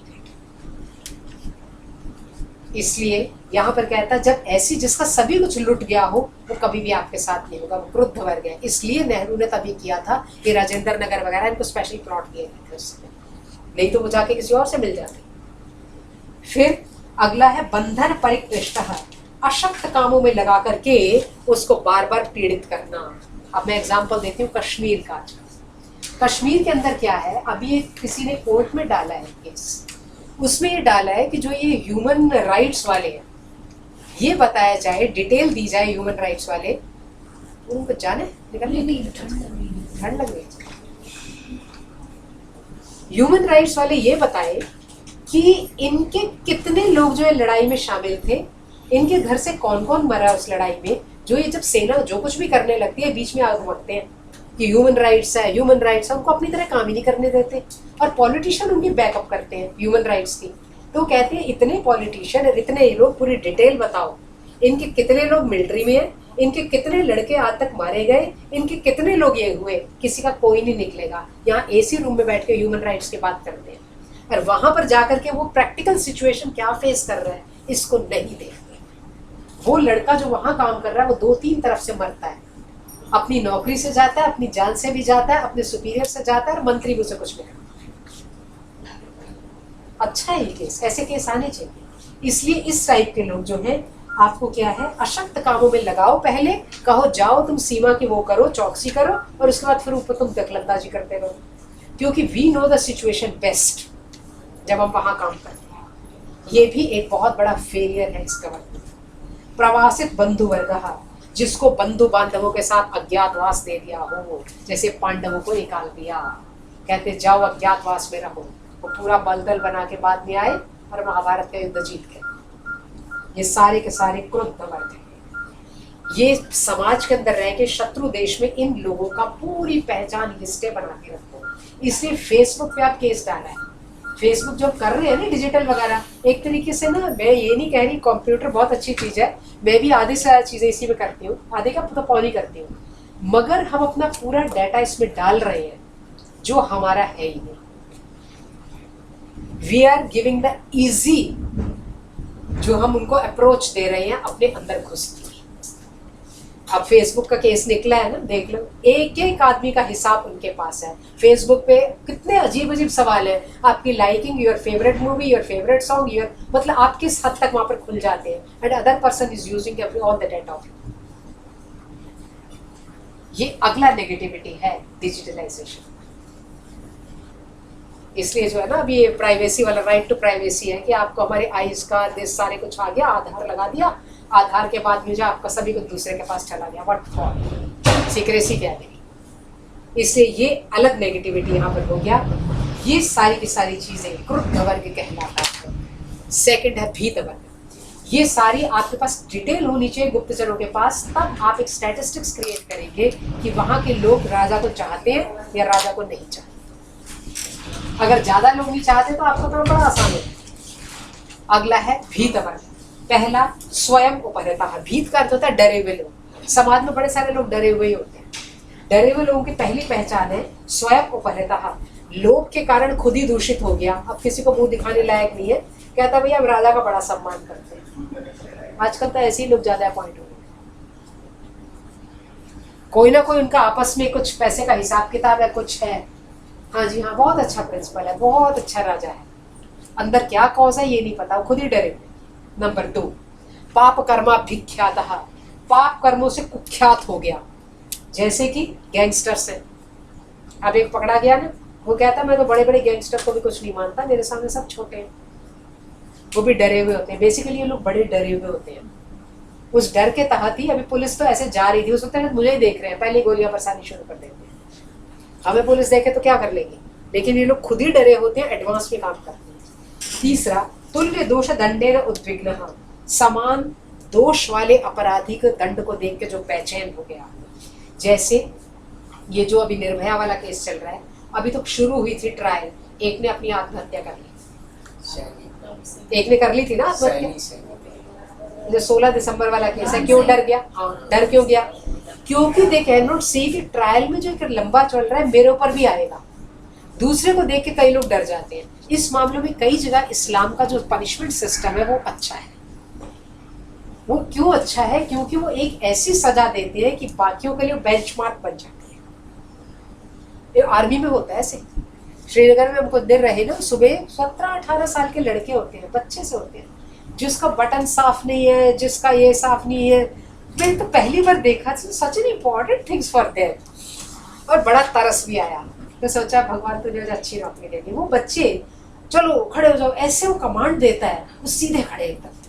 अब उनको सब I have seen from my eyes ना, सीधे खड़े हैं। अब वो चेक कर रहा है, जो बटन होता है शर्ट पे लगा, वो भी सबका एक जैसा चमकना चाहिए। अगर किसी ने नहीं चमकाया, इसका मतलब कि यू आर नॉट वर्किंग। आपका शू एकदम पॉलिश होना चाहिए, चमक होनी चाहिए। अगर नहीं, टेक अ सैंड, वो बोरी लगाओ, दौड़ो।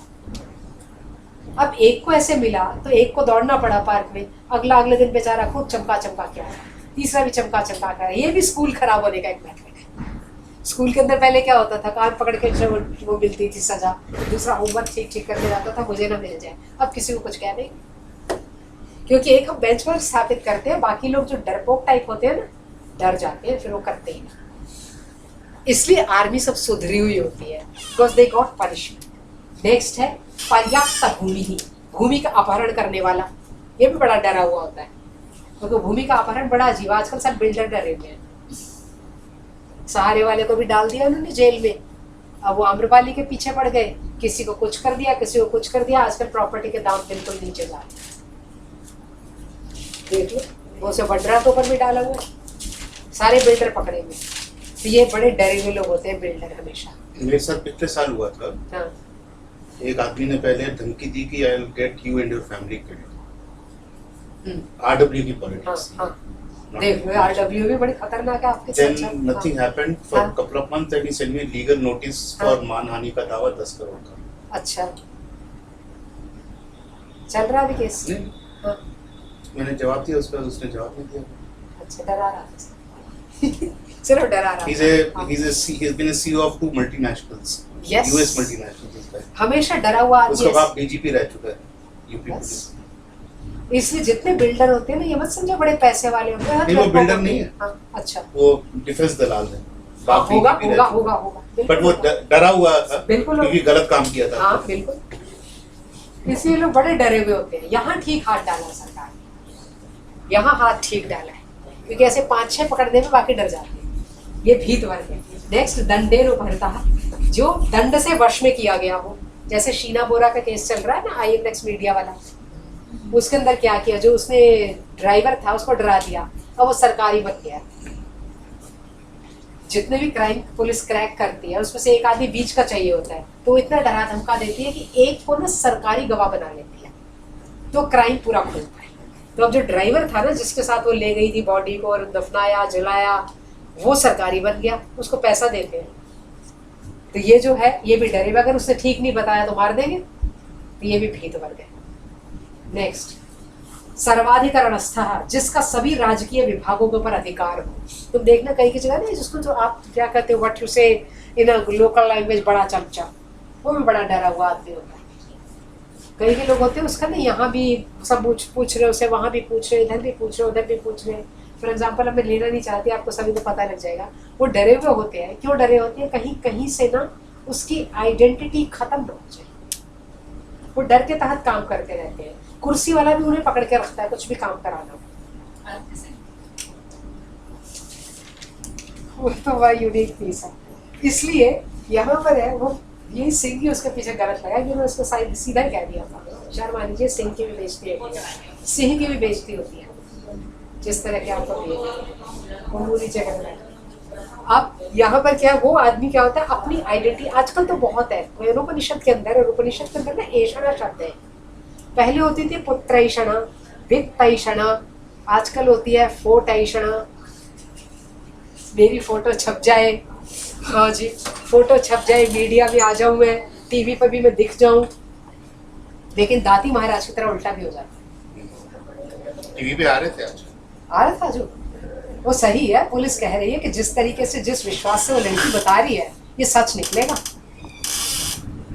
पुलिस ने, वो पुलिस के सामने ढेरों क्रिमिनल लिख लिए। वो कहते हैं जिस ढंग से वो लड़की बता रही है ना, वो अब तो कहती है मेरा वकील रखो क्योंकि मैं तो छोटी हूँ, तो वो कहते हैं जिस ढंग से बता रही है केस सच निकलेगा। देख लो, वो मेघवाल था, वो तो ऐसे ही था, ढोल बजाने वाली वो था, जो ढोलची नहीं होते, उसका लड़का है, कितना बड़ा मंदिर लेके बैठ गया। ये ढोलची है बेसिकली, वो जो ढोल बजाते हैं, उनका लड़का, वो महाराज बन गया, दाती महाराज। ऐसी आसाराम बात है। अब जो है, इसलिए वो लोग डरे होते हैं। सहस उपचितार्थः, जिसने अपनी कार्य क्षमता हो या ना हो, उससे पैसा बड़ा इकट्ठा कर लिया, वो भी बड़ा डरा रहता है, पता नहीं कब मैं गिरफ्त में आ जाऊँ।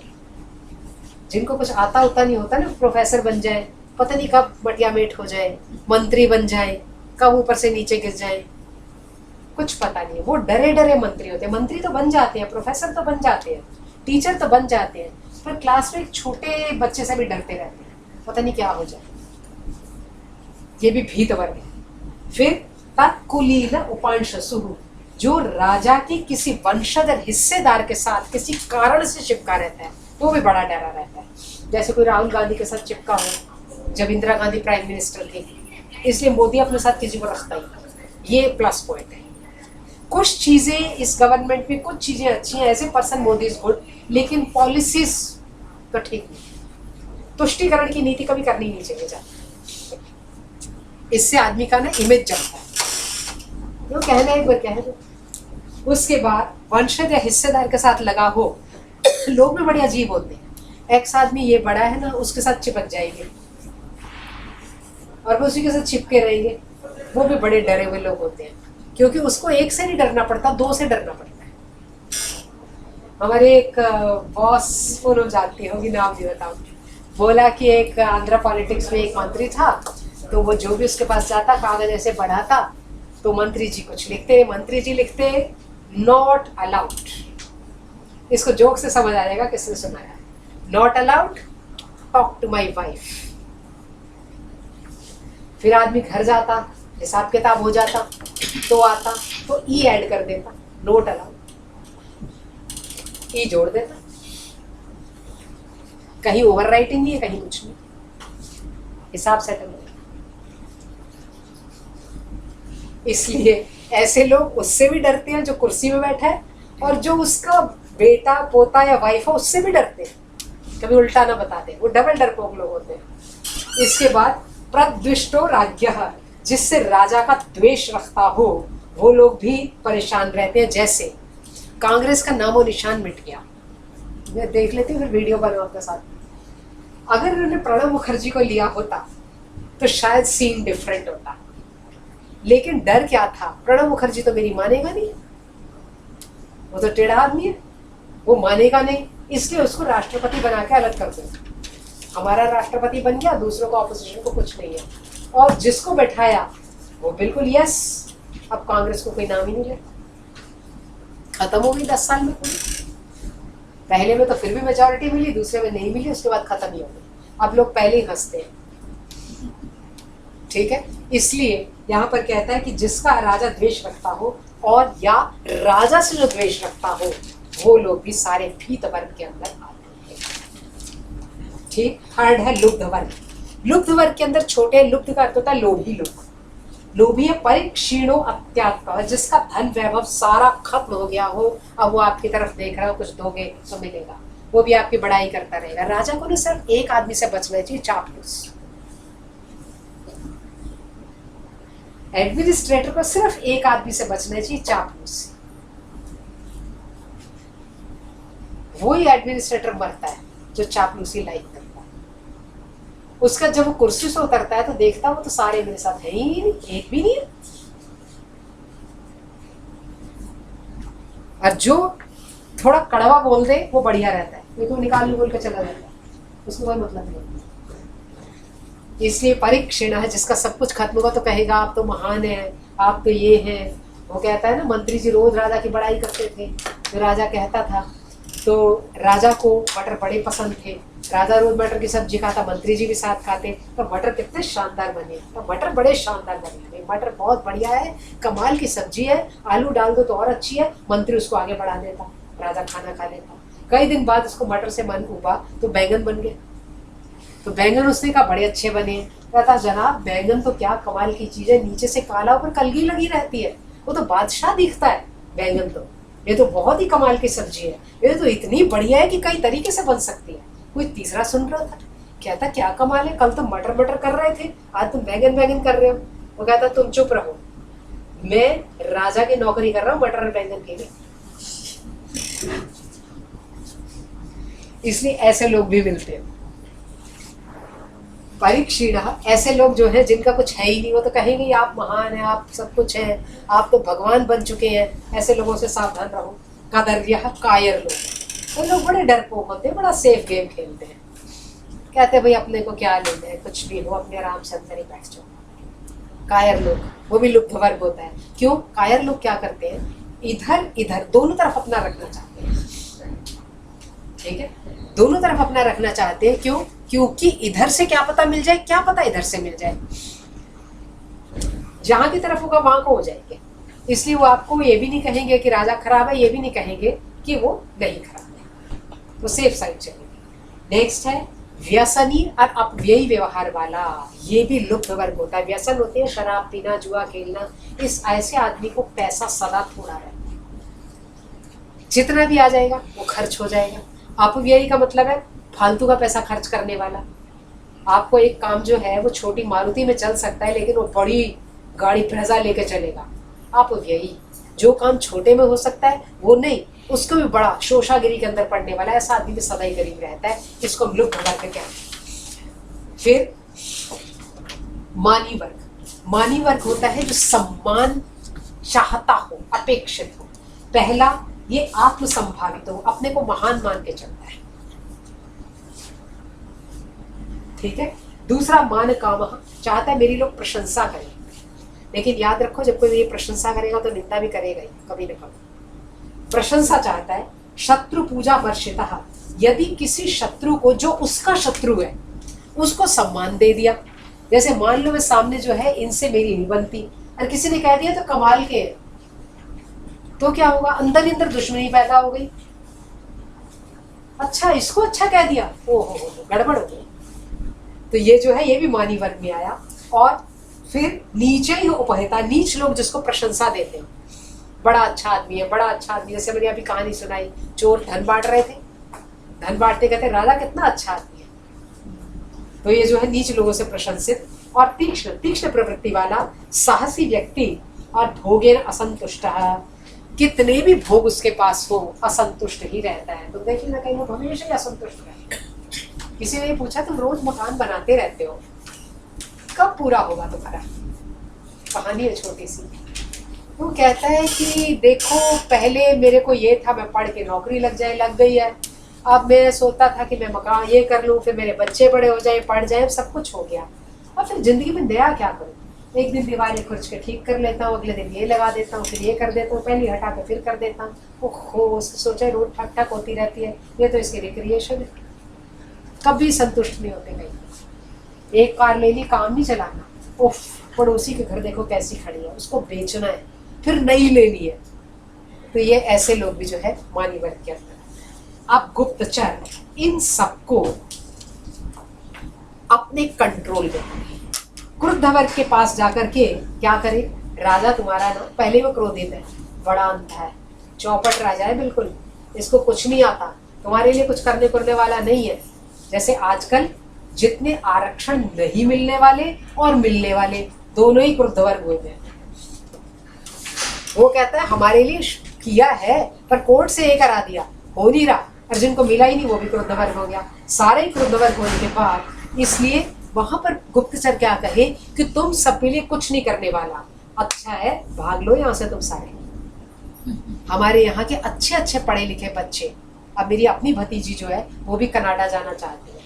मैंने बोला क्यों बेटा, अच्छी खासी इलेक्ट्रिकल इंजीनियरिंग सब एमटेक किया हुआ है।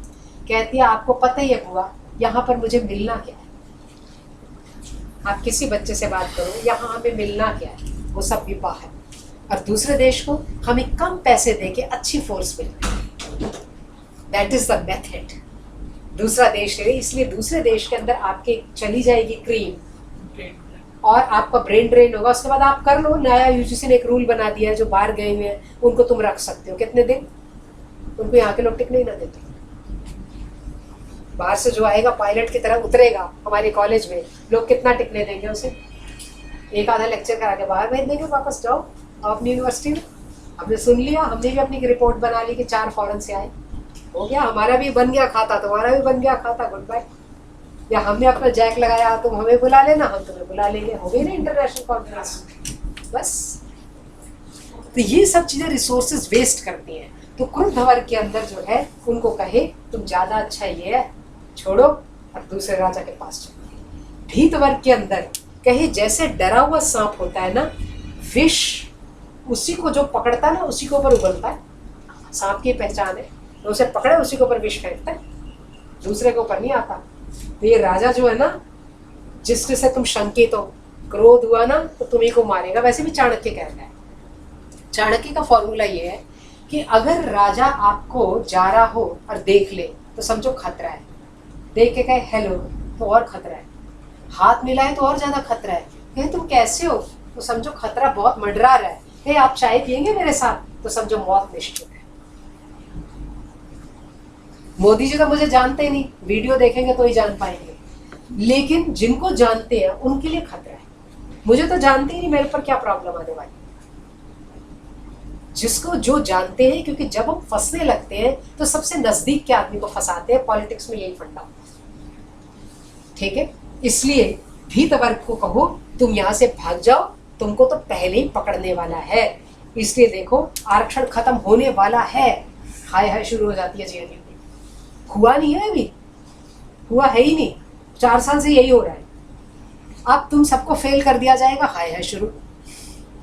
अब प्रोफेसरशिप के अंदर नहीं होगा, फिर हाय हाय शुरू। ये सब क्यों हो रहा है? ये सब भीत वर्ग है, इसलिए ये एडवांस में ये सब चीजें चलती रहे। थर्ड है लुब्ध वर्ग। लुब्ध वर्ग को किस तरह भटकाए? लुब्ध वर्ग को कहे देखो जो चांडाल होते हैं ना, उनकी गाय उनके लिए दूध देती है, तुम्हारे लिए तो देती नहीं। ये जो मोदी जी है, ये भी रामनाथ कोविंद को ही बनाएंगे, ये तुम्हें कुछ ना देंगे, ठीक है। इसलिए तुम जो तुम्हारे लोग हैं उनके साथ मिलो, उनके जो लोग हैं उनके साथ मिलो, तोड़ दो। ऐसे ही होता है अफसरों, बड़ी बड़ी ऑफिसों में ऐसे ही होता है। जो बड़ा की पोस्ट वाला था, अगर वो समझदार ना हो ना, तो तुरंत ग्रुप बन जाते हैं। और असफल एडमिनिस्ट्रेटर की यही पहचान है, उसके नीचे बड़े ग्रुप बने होते हैं। जितने ज्यादा ग्रुप होंगे किसी इंस्टीट्यूट में, समझो उतना ही अकल से पैदल एडमिनिस्ट्रेटर। इसलिए मैडम स्मार्ट है, ग्रुप ही नहीं बनने देते, बिल्कुल ग्रुप नहीं बनता। देखो सारे ठाकुर साहब भी यहाँ बैठे, जब तक आपकी अप्रोच हर एक के साथ नहीं होगी, you can not run an institution. इसलिए यहाँ पर कहो, इसलिए आपको जो देखो मुसलमानों वाला केस है, आजकल आरक्षण केस है, महिलाओं के केस है, आर्मी के केस है, ये सब क्यों उधर आ रहे हैं? पॉलिटिक्स के अंदर एंटी पार्टी तो उसे उलझाएगी। ये एंटी पार्टी का कॉज है कि 8 मार्च की अर्जी को त्यागी जी फेंके, आज भी धरना कर रहे हैं। अब उनको बंदे नहीं मिल रहे एएडी को, इसलिए उन्होंने हाईवे, पूजा ने आते ही पूछा ना एवेल्युएशन करे या नहीं, उन्हें बंदे नहीं मिल रहे। पूजा क्यों जाएगी? 8 मार्च का तो उसे फिट बैठ रहा है, वो तो नहीं जाएगी उसमें, तो फिर बंदे कहाँ से आएंगे? इससे सभी को 16-21 जुलाई को ज्वाइन कराना, ये मुद्दा बनाओ। कोई कुछ नहीं है, सिर्फ पॉलिटिक्स होती है। इसलिए ये जो है आपका लुब्ध वर्ग के अंदर क्या होता है, अच्छे लोग चले जाते हैं। जैसे हमारा सुंदर पिचाई वहाँ गूगल में सबसे बड़ा आदमी है, हमारा लड़का है, हमारे देश का है, लेकिन काम किसके लिए कर रहा है? उनके लिए। हमारे ढेरों ढेर आईटी में तो भरे पड़े हैं इंडियन बच्चे, और वो सारे के सारे, और फायदा किसको हो रहा है? सारा अमेरिका को। वर्कफोर्स किसकी है? हमारे यहाँ की क्रीम है बच्चों की, जो वहां पर लेबरर की तरह जाकर के काम करते हैं, क्योंकि हम उन्हें कुछ दे नहीं पाते। लास्ट है मानी वर्ग। आप मानी वर्ग के अंदर कहो, जैसे ये कुआं इनका है, वो घर उनका है, उन्हीं को फायदा करेगा। तुमको तो कभी ताज जिंदगी सम्मान नहीं मिला, तुमने नहीं बनना इस टाइम में, ना प्रोफेसर बनोगे ना तुम्हारी नौकरी लगनी है, क्योंकि पढ़े लिखों की हुकूमत ही नहीं है, तुमको कौन जानेगा? तो मानी वर्ग भी अलग हो जाएगा। इस तरह गुप्तचर चारों वर्गों को क्षुब्ध करके रखे। क्षुब्ध का अर्थ होता है जैसे कि पानी है ना, उसको ऐसे से हिला दिया तो पानी टिकता नहीं, जैसे कि हम दही भिलोते हैं तो क्षुब्ध कर देते हैं। इसलिए समाज का काम है दूसरे देश में जाके भी हमारे क्या करें, उन लोगों को क्षुब्ध करके रखे। क्षुब्ध करके क्या करना है, उनका मन न टिकने दे उस राजा के साथ, और उनकी नौकरी न छुड़ाए। वो उसी कॉलेज में रह करके वही की तनख्वाह खा करके काम किसी और के लिए नहीं, क्योंकि वो इंटेलिजेंट है। ये आपकी एडमिनिस्ट्रेशन की सफलता है, मैडम की सफलता है। हम वहां पर जो पढ़ाते हैं 2 घंटे के अंदर पढ़ाते हैं, जबकि हमें इसको पढ़ाने में मजा आ रहा है। इसलिए अगर वहां कोई स्पेशल होगा, नहीं कल तो हमें भारतीय विद्या भवन जाना है, बड़ी जरूरी क्लास है, हम वहां कह देते हैं, ऐसे ही करते हैं ना, हम तो कल नहीं करेंगे ड्यूटी, कल तो हमें भारतीय विद्या भवन जाना है, क्योंकि वहां छोड़ नहीं सकती। नहीं, डॉक्टर शशि कुमार हमारी बहुत अच्छी है, वहां तो जाएंगे। कहा वहाँ क्या मिलता है, इससे तुम्हें क्या मतलब? कुछ भी ना मिले तो भी जाएंगे। This is called the administration. मैं आपको छोटी लेवल पे बता रही हूँ, छोटी लेवल के, क्योंकि मैंने बहुत देर यूनियन चलाई है। अगर मैंने बुलाया तो दूसरा टीचर तो जो भी हो जाए।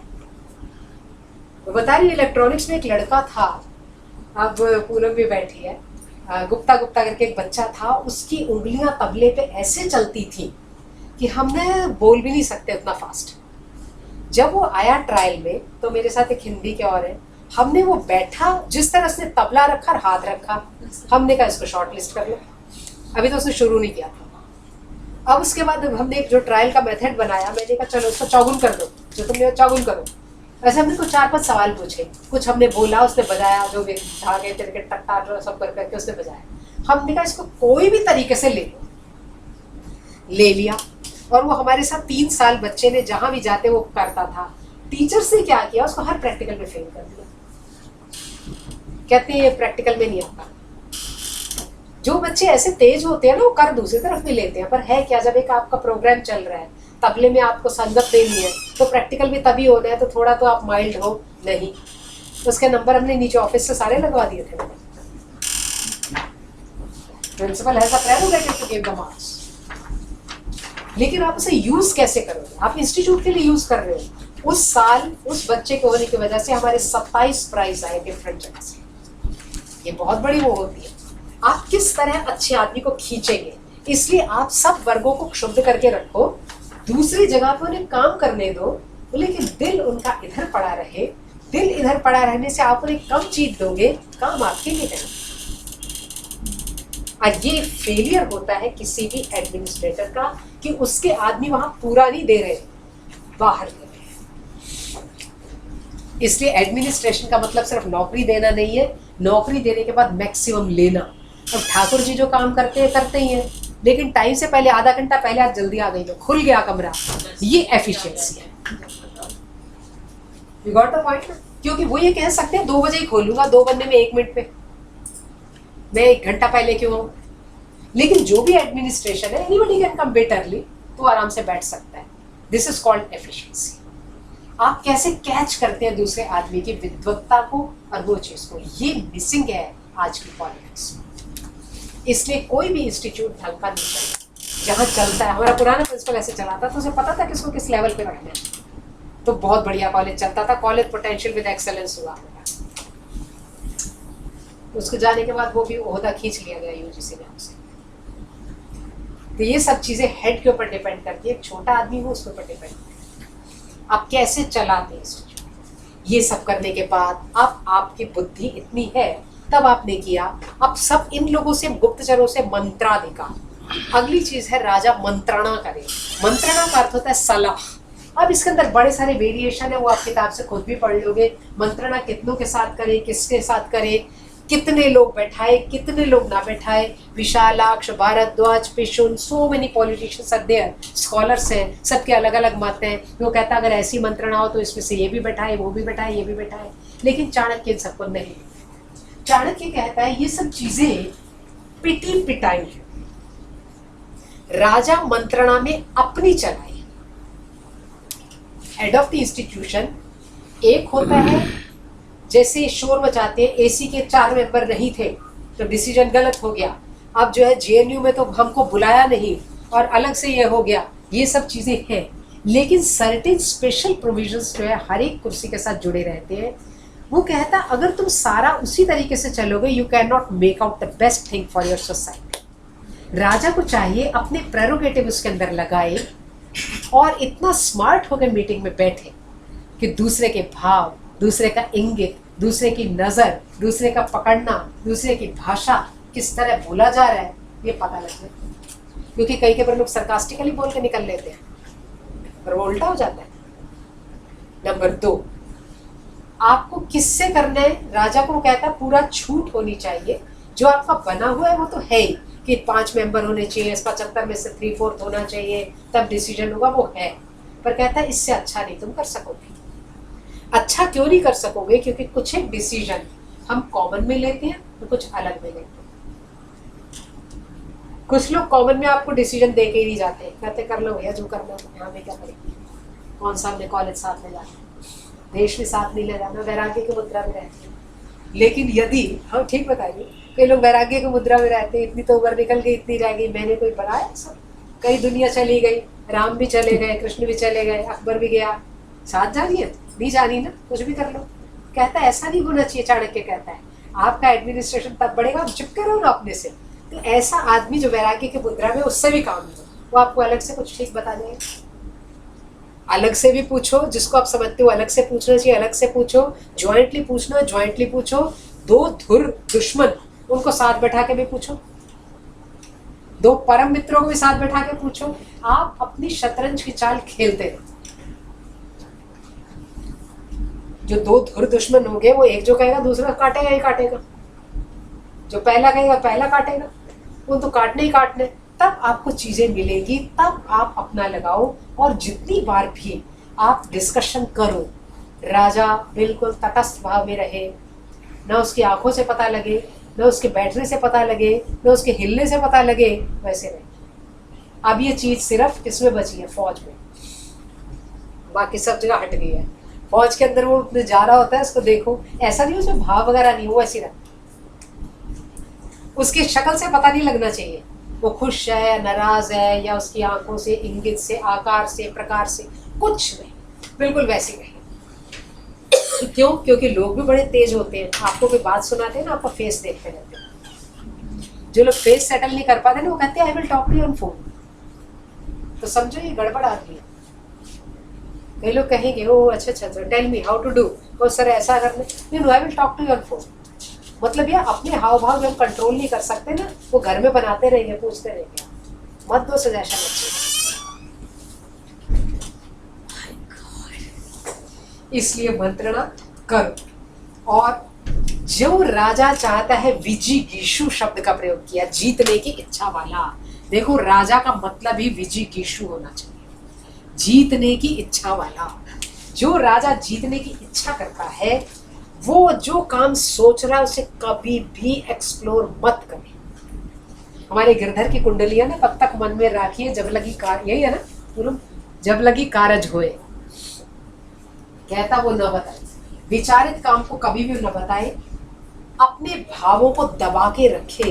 क्योंकि रघुवंशी में फलानुमेया प्रारंभा, जो फल से आपके काम पता लगे, फलानुमेया प्रारंभा। नमस्कार मीना जी। आपके फल से काम पता लगे कि आपने ये किया, वाह कितना अच्छा काम किया। आप जीतने की अगर इच्छा रखते हैं तो आप अपनी कोई भी पॉलिसी डिस्क्लोज मत करें, आप पूरी सारी से डिस्कशन करते रहे, डिस्क्लोज मत करें। क्यों? चाणक्य मानता है षट कर्णों भिद्यते मंत्र, षट कर्णों भिद्यते मंत्र। जो मंत्रणा 6 कान में गई वो पब्लिक हो गई। 6 कान का मतलब 3 आदमी। मैंने कहा देखो पूजा जी, ये बात सिर्फ मेरे और आपके तक है, हो गई। अब पूजा की दोस्ती पूनम से बहुत ज्यादा थी, पूजा ने पूनम को बताया सिर्फ आपके और मेरे तक है। पूनम की दोस्ती प्रोफेसर साहब से ज्यादा थी, पूनम ने आगे कहा तो क्या फायदा हुआ। षट कर्णों भिद्यते मंत्र, राजा को चाहिए अपनी बात न बताए किसी को। 6 कान में बात गई, पब्लिक हो गई, उससे ज्यादा अच्छा अखबार में छाप दे। क्यों जी? इसलिए मिलिट्री के अंदर एक ही आदमी को पता होता है कहाँ जाना है, बाकी को नहीं पता होता। तब आदमी जीतता है, उसके विचार अंदर रहने चाहिए। मंत्र के 5 अंग होते हैं, इसके बाद छोड़नी में है 5 मिनट। मंत्र के 5 अंग हैं। पहला, कार्य को आरंभ करने का उपाय। दूसरा, पुरुष और द्रव्य संपत्ति। पहला, कार्य को जब भी आपको उसी चीज को सक्सेसफुल होना हो तो 5 हिस्से उसके होते हैं। पहला है कार्य को आरंभ करने का उपाय। दूसरा, पुरुष वर्ग और द्रव्य संपत्ति, जिसको ह्यूमन रिसोर्स कहते हैं। How much human resource I have to take out this work. Third, देश काल का विभाग। चौथा, विघ्न प्रतिकार। और 5वां है कार्य सिद्धि। पहले कार्य को आरंभ करने का उपाय। मुझे एक प्रोजेक्ट क्रिएट करना है, कौन से उपाय हो, कौन सी चीज इसमें की जाए, किस तरह हम इसको मिला सकते हैं, फॉर्मेट कैसे हम फॉर्मुलेट कर सकते हैं। नंबर 2, जो मेरे दिमाग में विचार आया, क्या मेरे पास कैपेबल ह्यूमन रिसोर्स है। क्योंकि हर एक चीज की सफलता बुद्धि के ऊपर डिपेंड करती है। आपने कभी एक बड़ा सारी प्रोजेक्ट ले लिया और सारे बेवकूफों की फौज इकट्ठी कर ली तो प्रोजेक्ट खत्म हो जाता है। आपके पास कितने बुद्धिमान व्यक्ति हैं और कितना पैसा है। द्रव्य संपत्ति। सरकार इतने एम्बिशियस प्रोजेक्ट शुरू कर देती है, सिग्नेचर ब्रिज आज तक नहीं बना। शीला जी 15 साल रह गई मंत्री, 5 साल अवार्ड हो गए आम आदमी पार्टी को, अभी भी नहीं बना। अब एक हिस्सा खोलने वाले हैं, अभी बाकी हिस्से पड़े। बड़ा ड्रीम प्रोजेक्ट है, सालों साल चल रहा है। क्योंकि तब आपकी कॉस्ट बढ़ती चली जाती है। कॉस्ट जितने में हमने सोचा था, जो हमारा बजट था उससे कॉस्ट आज उसकी 15 गुना और हो चुकी। तीसरा है देश काल का विभाग। भाई हमें 5 साल के लिए हुकूमत मिल गया, उसमें हम क्या कर पाएंगे। कुछ चीज़ें नेट आनी चाहिए ना सामने। ये किया हमने 5 साल में। अभी नेट में क्या आ रहा है, डिमोनेटाइजेशन किया, ये नेट वैल्यू। कुछ पॉजिटिव चीजें होनी चाहिए जो हम 5 साल में शुरू भी करें, सस्टेन भी करें और हो भी जाए। इसलिए हर काम फास्ट होना चाहिए और विघ्न प्रतिकार, ये निश्चित है कि हम जो भी काम शुरू करेंगे उसमें हर्डल आएंगी। हर्डल पैसे की आए, हर्डल लोगों की आए, लोगों के विचारों की आए, किसी भी तरीके की हर्डल आ सकती है और नेचुरल भी आ सकती है। तो आप क्या करेंगे, कैसे ठीक करेंगे? तब आपकी कार्य सिद्ध होता है, अन्यथा आपका कार्य सिद्ध नहीं होता। और यदि राजा कभी चारों समय बिजी हो, न आ सके, बीमार हो जाए, तो विश्वस्त लोगों का एक टीम बना दे, वो उसको टेक ओवर करे और उसको टेक ओवर करके वो डिसाइड करे कि कैसे काम चल रहा है। चाणक्य कहते हैं कार्य सिद्धि। कार्य सिद्धि, तब कार्य सिद्ध होगा। उसकी सेलिब्रेशन भी तो होनी चाहिए ना, उद्घाटन, तभी तो उद्घाटन मंत्री बनेगा ना। हमने किया, हमने मॉल बनाया, हमने ये बनाया, उद्घाटन होना चाहिए, हंगामा होना चाहिए, हमने किया।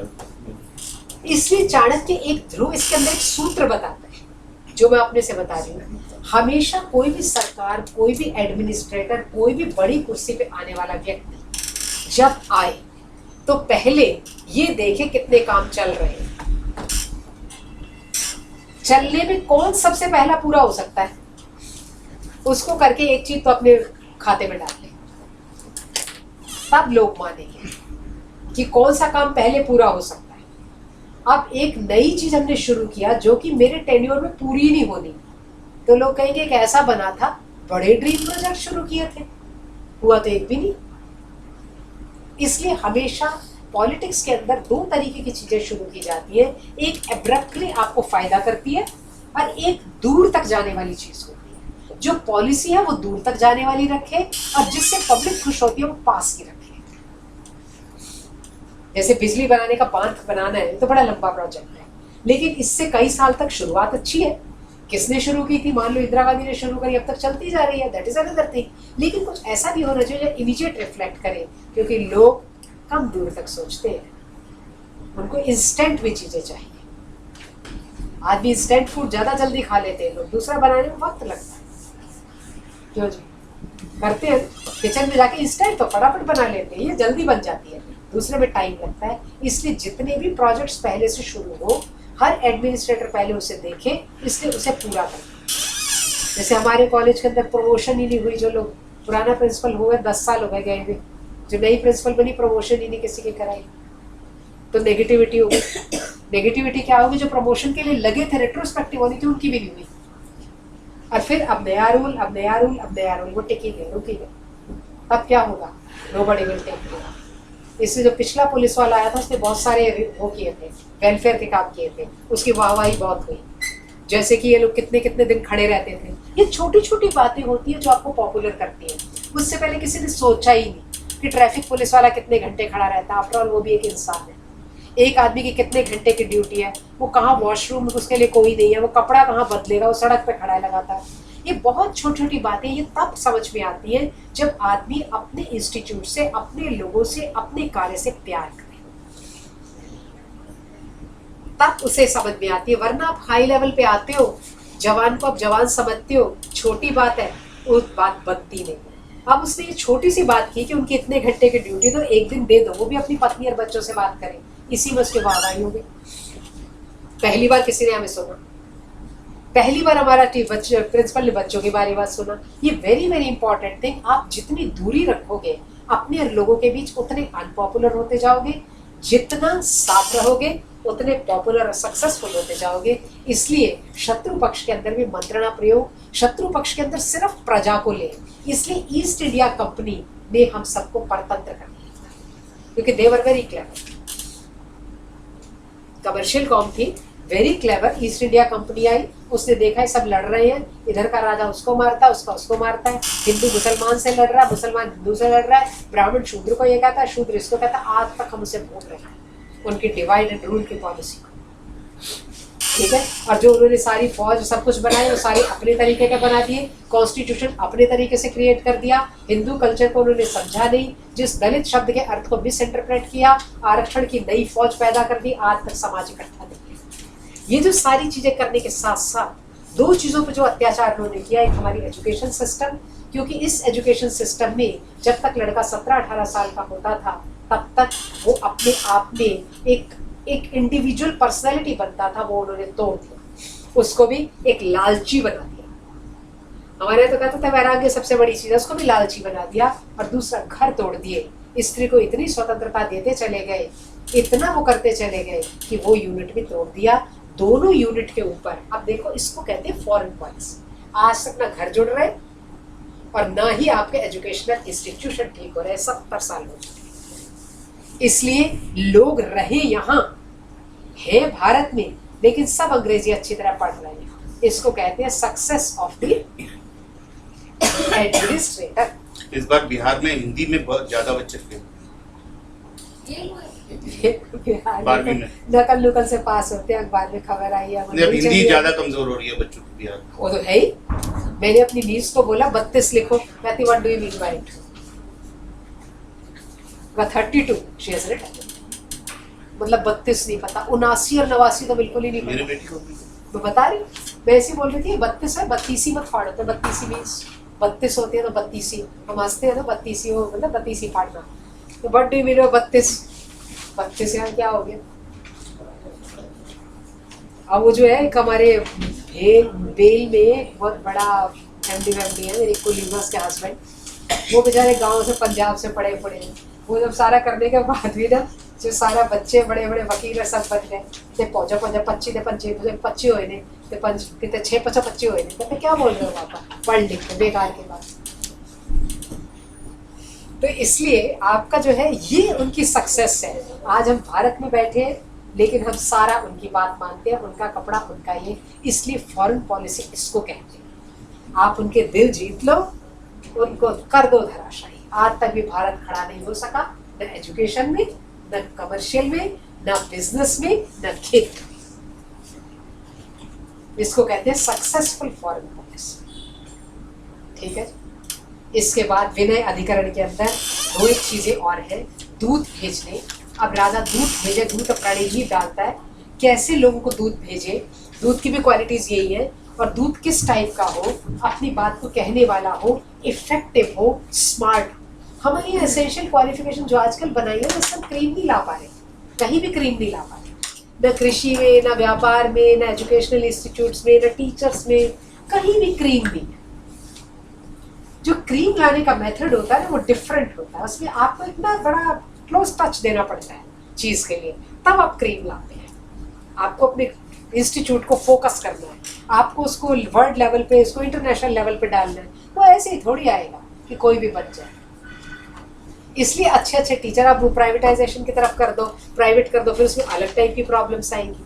इसलिए यहाँ पर इसलिए एडमिनिस्ट्रेशन की चीजें बताया राजा को कि you should be very very cautious in selecting the people, क्योंकि काम तो उन्होंने करना है। दूध दूसरे के पास भेजो, किस तरह बात करे, वहां से कैसे लेके आए, कैसे उससे मिला। इस मामले में लेडीज बड़ी स्मार्ट होती है ना।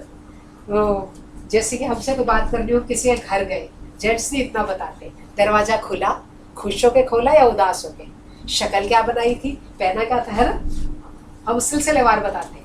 एक्सेप्शन दूसरे में भी है, but then you can make your mind in a different manner. इसलिए जब बच्चा छोटा था ना, माँ उसको हर चीज पूछती है। स्कूल में गए थे, क्या हुआ था, साथ कौन बैठा था, साथ वाला क्या लाया था। अब ये बातें बहुत छोटी होती है, but they are very very important things. इससे माँ तो स्कूल गई नहीं, लेकिन उसको पूरा मैप बन जाता है उसके दिमाग में। लेडीज बहुत स्मार्ट होती है इस मामले में। इसके बच्चे के साथ लगना, कहीं के फादर्स भी होते हैं, ऐसी बात नहीं, मेरे फादर ऐसे थे। पूरा कौन बैठा था साथ में, वो क्या लाया था, अच्छा उसमें ये लाया था। मतलब ये भी देखना है कि बच्चे का राइट ब्रेन, लेफ्ट ब्रेन, फलाना ब्रेन सब ठीक काम कर रहा है ना, ताकि उसे पता लग रहा है ना कि सब्जी कौन सी लाया था, उसने ये कहा तो तुमने क्या कहा, तुमने कहा। ये बहुत छोटी बातें होती हैं, but it takes a long time. ये हमारी अपब्रिंगिंग में बहुत ज़रूरी है।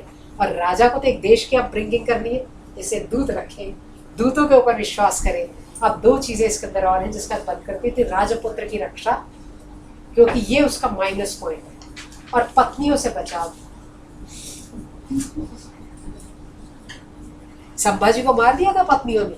अभी मैंने आपको सफेद और काले बाल की कहानी सुनाई, बड़ी सारे उदाहरण दिए। कई लोग पत्नियों के हाथों मारे गए, क्योंकि पत्नी का क्या पता लगता है। अकबर ने भी अपनी हमारी उसकी वो हिंदू मान सिंह की बहन ले ली थी, कोई भरोसा नहीं है। हाँ, कोई भरोसा नहीं है। तो यहाँ तो वो कहता है विदेश वाले को तो ले ही मत, तू कभी भी, वो कभी तुम्हारा सगा नहीं होंगे। इसलिए सुषमा स्वराज बोली थी पार्लियामेंट में। तो दूध प्रणिधि राजपुत्र रक्षण, अपना इसका जो है कैसा मकान बनाए, खुद कैसे बच के रहे। इतना हिस्सा बचा है जो मैं फटाफट ही 10 मिनट में बोल दूंगी अगली बार कि मकान कैसा बनाए, क्योंकि आपके साथ हमेशा फौज नहीं चल सकती। खाना तो अकेले ही खाओगे ना, तब कैसा खाना खाए, किसको पहले दे के खाए, किसके साथ बैठ के खाए, क्या पता रसद जो दूसरे के लिए प्रयोग कर रहा अपने ऊपर हो जाए। इसे मरवा देते हैं ना लोग एक दूसरे को। स्वामी दयानंद को शीशा घोल के दे दिया, स्वामी दयानंद उसको पी के मृत्यु को प्राप्त हो गए, उसे पता ही नहीं था। तो आपको किचन में बड़ा ज्ञान होना चाहिए। ये जो ऐसे ही बैठे रहते हैं ना, लोगों को घर में नहीं पता होता, जो मेड वेड खाना बनाती है उन्हें कुछ नहीं पता होता वो क्या खा रहे हैं। खुद आना चाहिए, इसलिए कहीं के स्वयं पाकी होना चाहिए, तब आपको पता रहेगा आप कौन से चावल खा रहे हैं। वो पूछता है ना आज कैसी रोटियां मिली है, ओहो कहता आज तो खाना बड़ा स्वाद बना है, तो भागती हुई काम वाली गई, वो कहती गलती होगी अपनी वाली आपको दे दी। वो खाना खाते हैं तो खाना बड़ा टेस्टी बना, तो खाना बड़ा अच्छा बना, किसने बनाया, तो भागती हुई गई, क्या हुआ, हो कहती मेरी वाली आपके पास आ गई, यानी अपनी वाली ताजी थी, पहली बार उसको ताज़ा खाना मिला, पैसा उसका। इसे हर चीज के अंदर आपको बड़े कॉशियस रहना चाहिए। आप काम करें ना करें पर आपको पता होना चाहिए। इसमें ऐसी सी बढ़िया चीज, तो आज बीजेपी वाले किसने बोल दिया कि राहुल जी को ज्वार गन्ना और उसमें गेहूं में फर्क नहीं पता। अब वो उसको लेकर बैठे हुए साल में, वो कह रहे इसको तीनों को नहीं फर्क पता। जो आगे यही भी नहीं हटा, आगे भी बोला उसने, कवित सा बनाया, जो दाई की गोद में बड़ा हो, जो माई की गोद में बड़ा हो, दोनों में फर्क है। ये अगली लाइन भी जोड़िए, मतलब हद हो गई है, टू मच। फिर उसके बाद